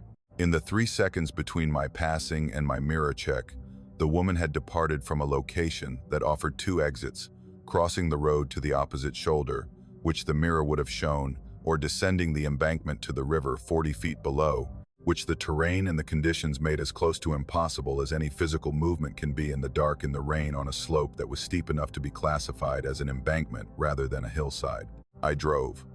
The particular forward motion of a man who has seen something that his policy told him to pass, and that his instincts told him to pass, and that his mirror has now told him was not there to stop for. The 3-part confirmation that stopping was not required, and that continuing was the correct response. I drove the remaining miles to Williamson and made the delivery, and drove back through the hollow in the gray light of the February dawn, and looked at the shoulder where the woman had been standing. The shoulder was narrow, narrower than I'd perceived in the headlights, the gravel edge of the pavement providing maybe 2 feet of level surface before the ground dropped away at the embankment, the slope descending at an angle of maybe 45 degrees through brush and small trees to the river below. The embankment was soft. The February rain had saturated the soil, the surface of the slope showing the dark, muddy consistency of earth that has absorbed all the water it can hold and that records every impression with the fidelity of fresh concrete. A person stepping off the shoulder and onto the embankment would have left marks. A person descending the embankment would have left a trail of compressed soil and displaced vegetation that the rain would not have erased in the hours between 2 a.m. and dawn. The embankment showed nothing. No footprints, no slide marks, no displaced vegetation.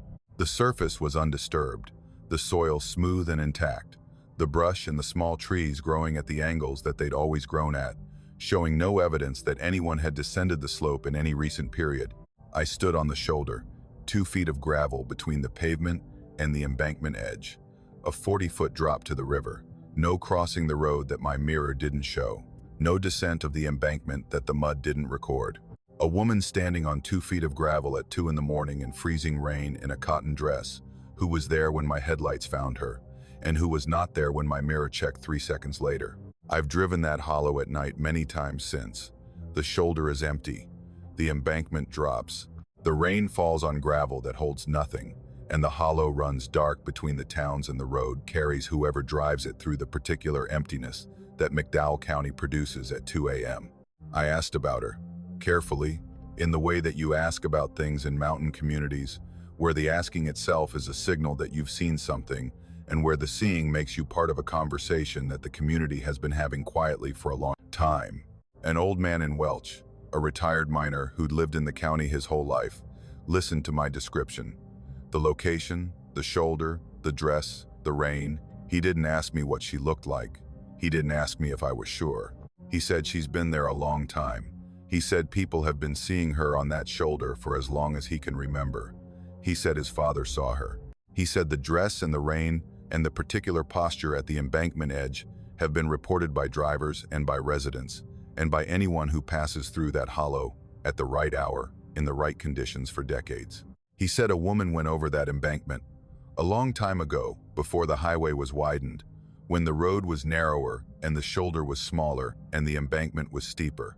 He said she went over in the rain, in the dark, in February, and that the river took her and that she was found downstream 3 days later.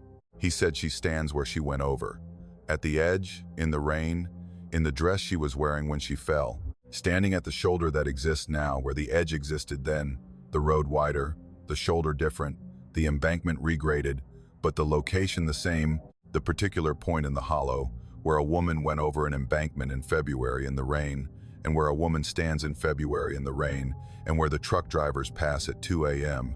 and check their mirrors and see nothing on a shoulder where something was standing 3 seconds earlier.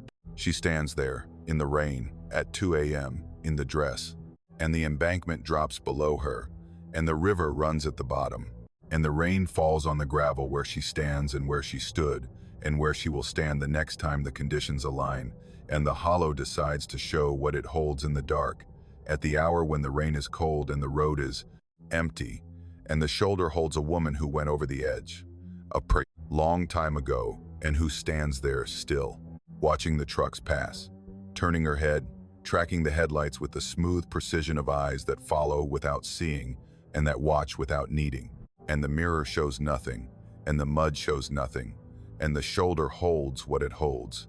In the rain, in February, at 2 in the morning on Route 52 inches, McDowell County, where a woman stands, and stands, and stands.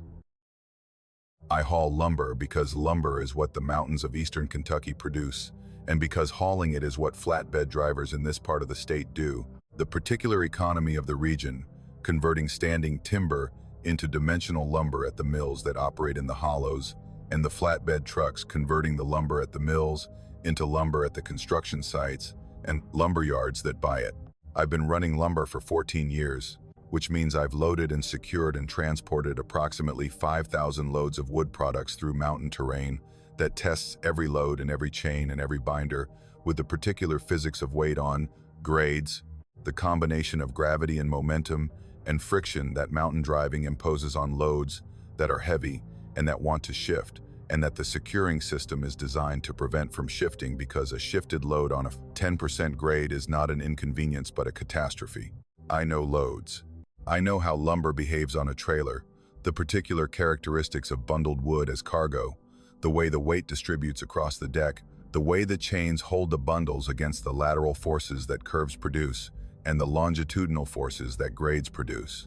I know what a shifted load feels like from the cab, the particular motion that the truck transmits to the driver when the cargo moves, the suspension compressing on the side that receives the shifted weight and releasing on the side that lost it, the truck leaning into the shift with a deliberateness that the driver feels through the seat and the steering wheel, the particular language of load movement that 14 years of hauling has made as readable as printed text. The pull-off was on a mountain road in Breathitt County, a widened section of shoulder where the road crossed a ridge and where the terrain on both sides dropped away steeply enough that the pull-off existed as a flat area above the void.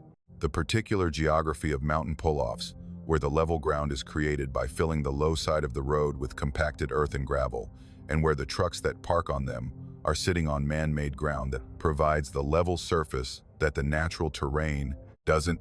I use the pull-off regularly, a stop on a route that I drove twice a week. The particular point where I checked the load and the chains after the climb to the ridge and before the descent on the other side. The routine of mountain hauling, requiring the checks that the regulations mandate and that the physics justify. September of 2022, a Thursday night, approximately midnight, I was parked at the pull-off, waiting. A weather advisory had been issued for the county, the steady rain that had been falling since the evening, intensifying enough that the county had recommended commercial vehicles avoid the secondary highways until the visibility improved, the particular advisory that lumber haulers in this region take seriously because the loads we carry are heavy and the roads we use are narrow, and the rain reduces the visibility and the traction simultaneously. The combination of conditions that produces the accidents that the advisory exists to prevent. I'd check the load before parking. The standard check, walking the length of the trailer with a flashlight, checking each chain and each binder for tension and engagement, confirming that the lumber was in position, the bundles aligned, the stack straight, the load sitting on the trailer in the configuration that I'd built at the mill, and that the chains were maintaining against the forces of the drive. Everything was secure, the chains were tight, the binders were engaged. The load was as stable as a properly secured load of lumber can be on a flatbed trailer. The wood and the steel working together to resist the movement that the road had been trying to produce, and that the securing system had been successfully preventing. I was in the cab, engine off, the parking brake set, the truck stationary on the level surface of the pull-off, the rain hitting the cab roof with the particular percussion that steady rain produces on sheet metal, the sound constant and rhythmic, and filling the cab with the white noise that makes sleeping in a truck during rain one of the more peaceful experiences that trucking provides. I wasn't sleeping. I was waiting. The phone showing the weather radar, the rain system tracking across the county in the slow eastward drift that September systems produce, the advisory likely to clear within an hour or two, the waiting a temporary pause in the route rather than a stop. The truck moved, not the wind. The wind on a mountain ridge can rock a high-profile vehicle. The particular lateral force that exposed terrain produces when the wind crosses the ridge and encounters the broadside of a trailer. But this wasn't wind. The wind was light, the rain falling nearly vertical, the conditions not producing the lateral force that would move a loaded flatbed on a level surface, not a passing vehicle. The pull-off was empty except for my truck, and the road was empty in both directions. The midnight traffic on a secondary highway in Breathitt County during a weather advisory reduced to zero, no other vehicles moving, no displacement of air from a passing truck that might rock a parked one. The truck moved because the load moved. I know what a load shift feels like. 14 years of hauling lumber through mountains has calibrated my body to detect the specific motion that cargo produces when it shifts on a trailer, the suspension responding to the transfer of weight from one side to the other, with a compression and a release that is as distinctive as a fingerprint, the truck leaning in response to a mass that is moved laterally across the deck. The right side of the trailer compressed. The suspension on the right dropped, maybe an inch, the springs absorbing a weight that had arrived on that side, the truck leaning right with the particular deliberateness of a flatbed responding to a load shift. Then the left side compressed as the right released, the weight transferring from right to left, the truck reversing its lean, the load moving across the trailer from one side to the other. I got out, in the rain, in the midnight dark, with the flashlight in my hand, and the particular urgency of a man who has felt his load shift and who needs to check the securing system before the shift becomes a failure. I walked the length of the trailer. I checked every chain, I checked every binder, I inspected the lumber. Nothing had moved. The load was in position. The bundles were aligned, the chains were tight, the binders were engaged. Every piece of lumber was exactly where I'd loaded it. The stack straight, the securing system intact, the load showing no evidence of movement, no displaced chain, no loosened binder, no gap between bundles that hadn't been there when I'd checked an hour earlier. I stood in the rain beside the trailer, and I looked at a load that had not moved on a truck that had moved because the load had moved, and I processed the contradiction with the particular focus of a man whose livelihood depends on understanding what loads do, and whose understanding was telling him that what the truck had done required a load shift and that the load had not shifted. I got back in the cab. I sat in the seat and I dried my hands and I looked at the rain on the windshield and I waited for the advisory to clear. The truck moved again. The same motion, right side down, the suspension compressing, the truck leaning into a weight transfer that was tracking from left to right across the trailer deck. Then right side up, left side down, the weight returning, the truck reversing its lean with the deliberate pace of a mass moving across a 20-foot wide surface.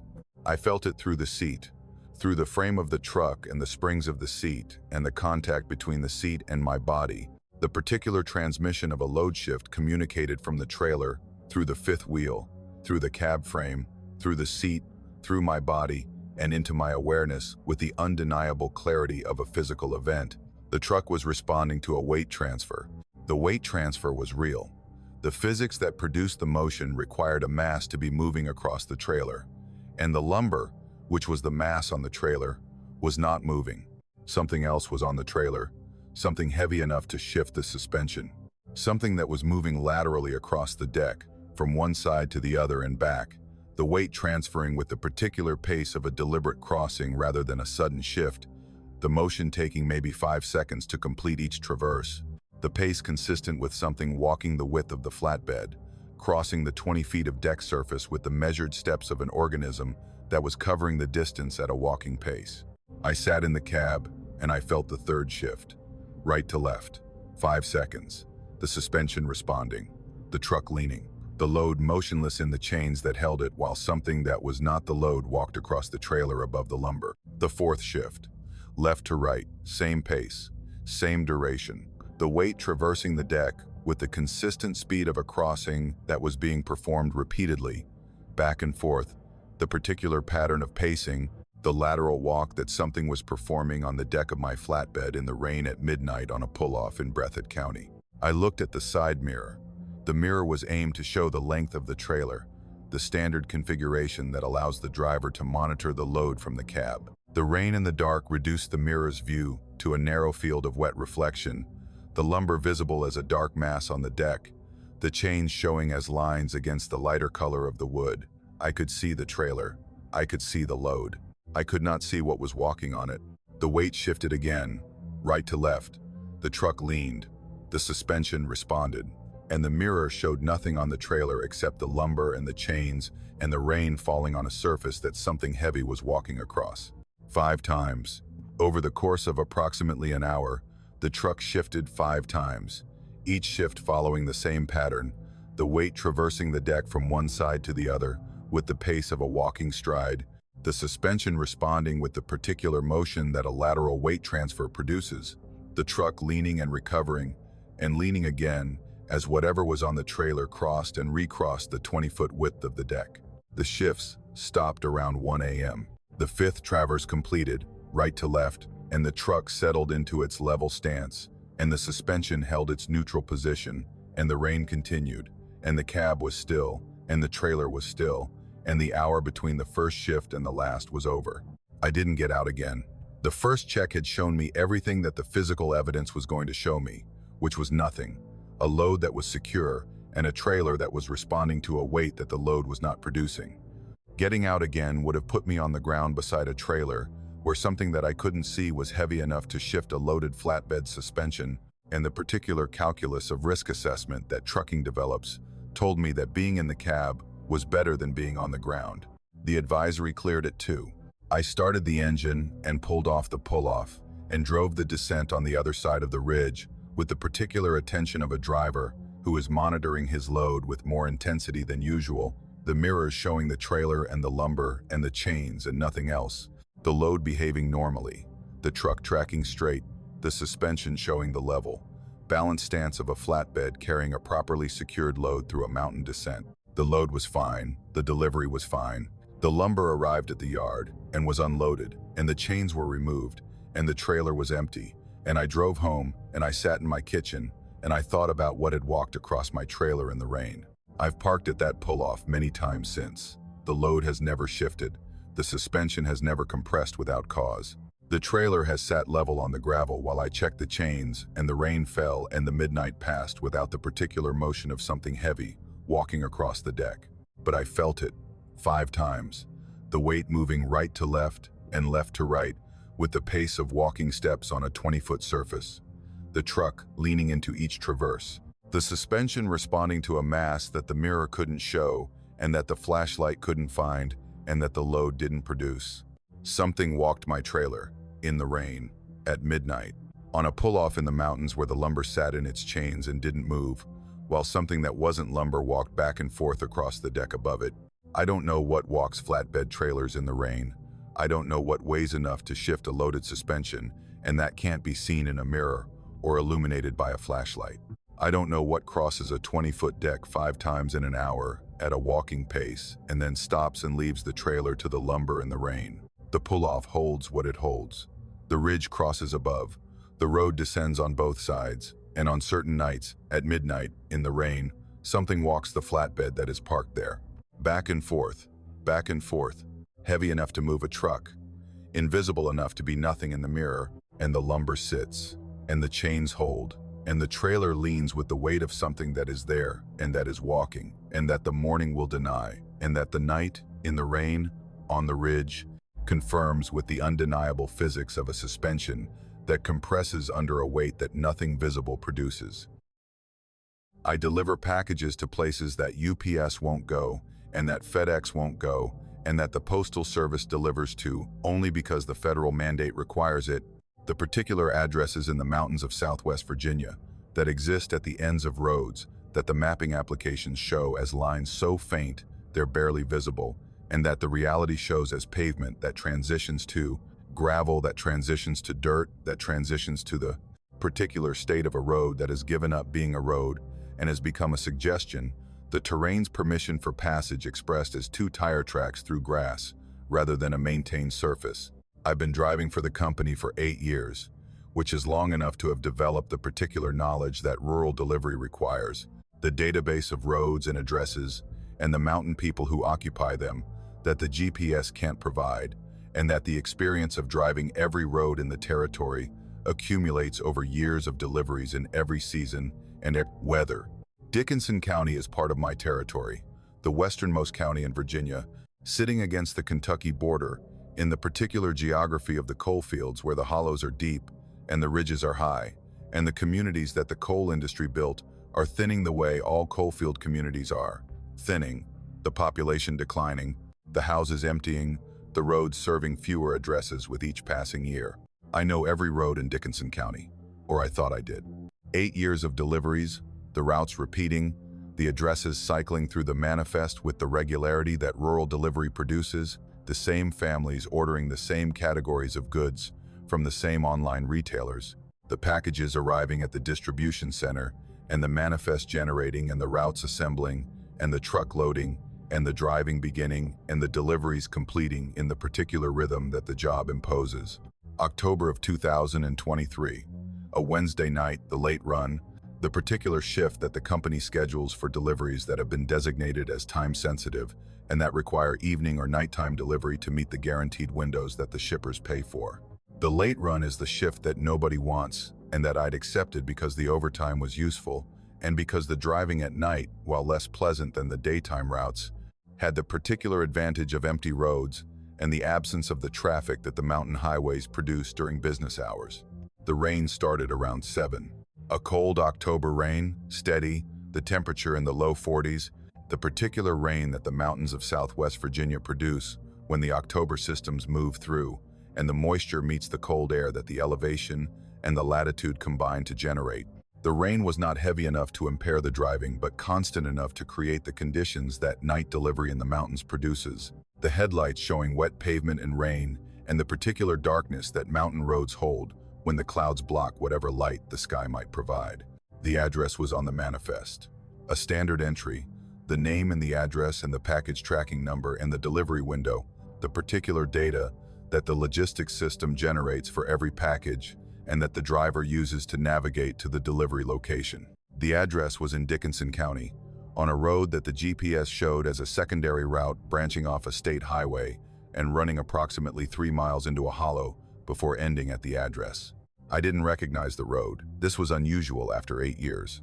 I knew every road in my delivery territory by name and by character, and by the particular challenges that each one presented, the narrow sections and the steep grades and the turnarounds that were too tight and the driveways that were too muddy.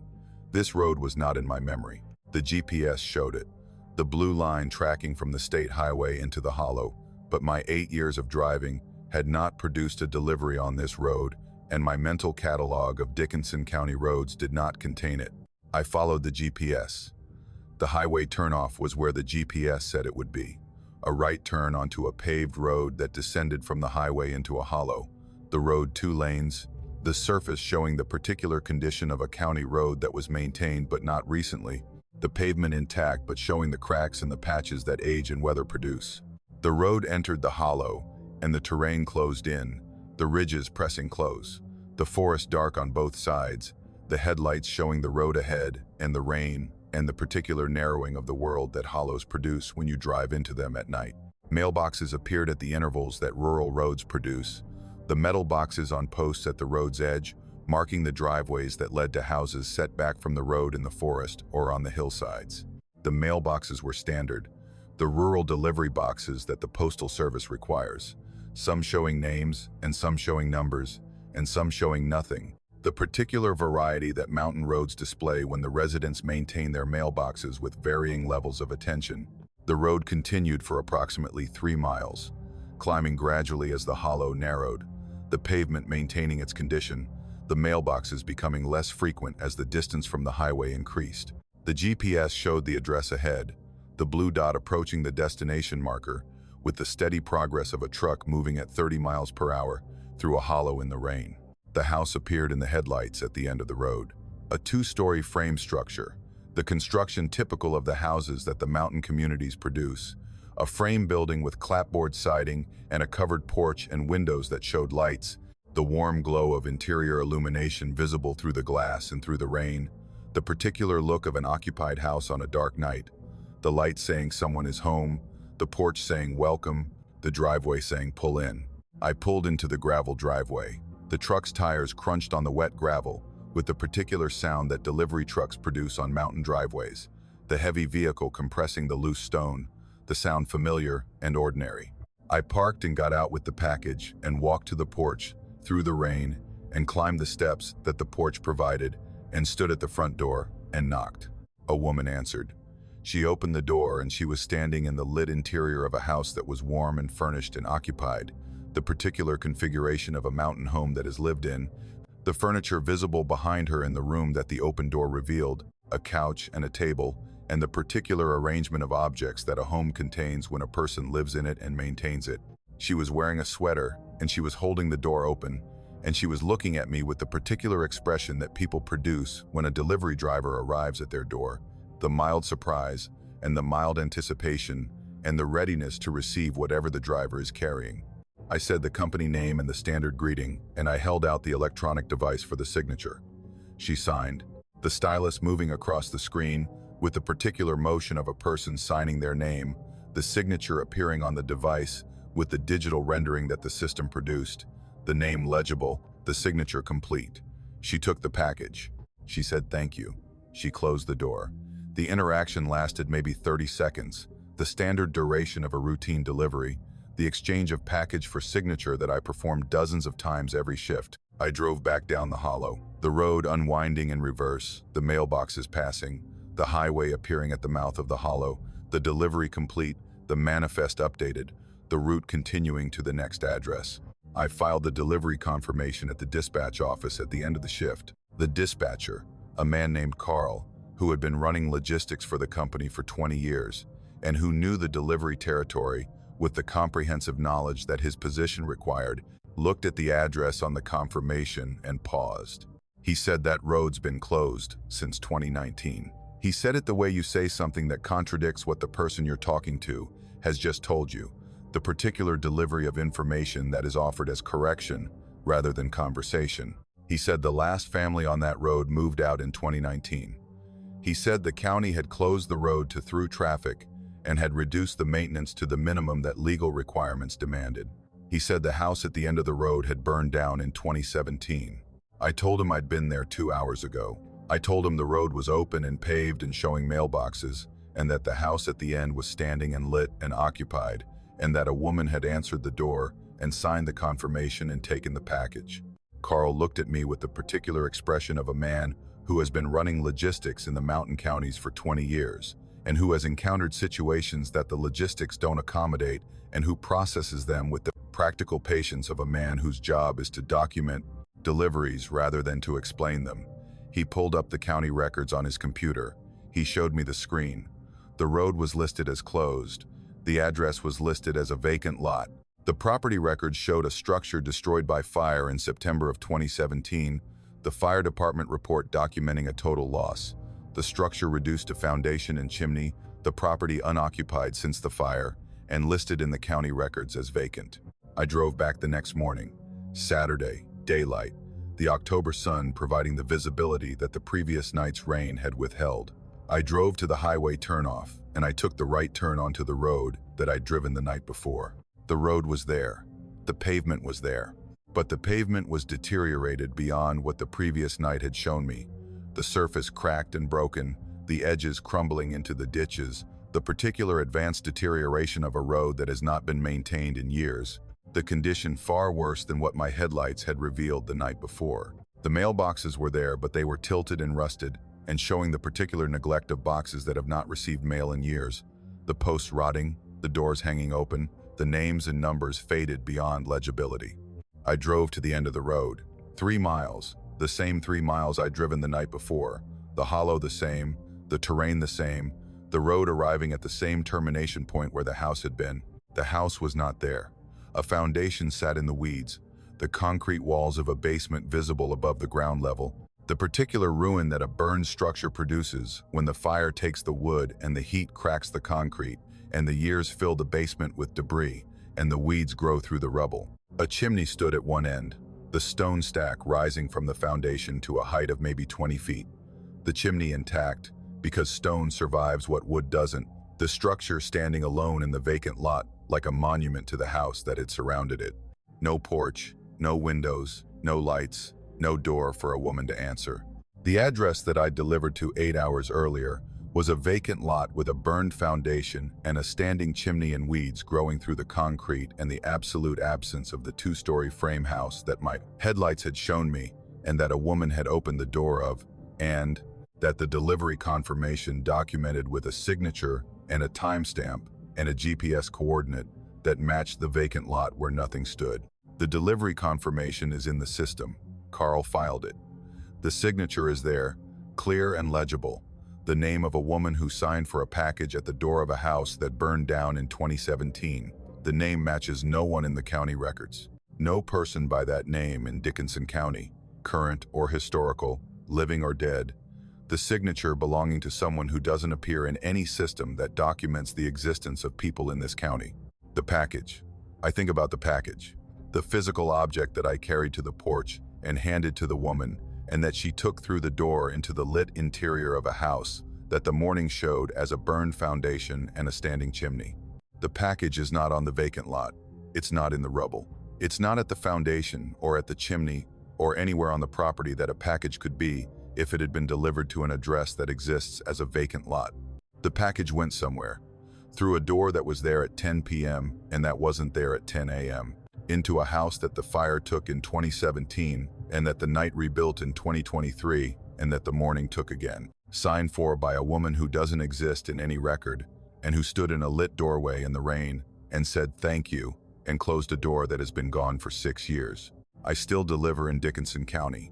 The manifest generates, the addresses appear, the truck loads, the routes assemble, and every address is an address I know, a house that exists, a road that is open, a door that a person answers, and that the morning confirms. Every address except one night, one road, one house that burned down 6 years before I delivered to it, and that stood in the rain with its lights on and its porch and its door, and a woman who signed for a package and who said thank you, and the morning showed nothing. The foundation and the chimney and the weeds and the signature is in the system, and the package is gone, and the house is gone, and the road runs into the hollow, and the hollow holds what it holds. And on certain nights, in certain rain, at certain hours, a house stands at the end of a road that has been closed since 2019. Its lights on, its door ready to open, waiting for whoever the road brings to the address that the county says is vacant and that the night says is home.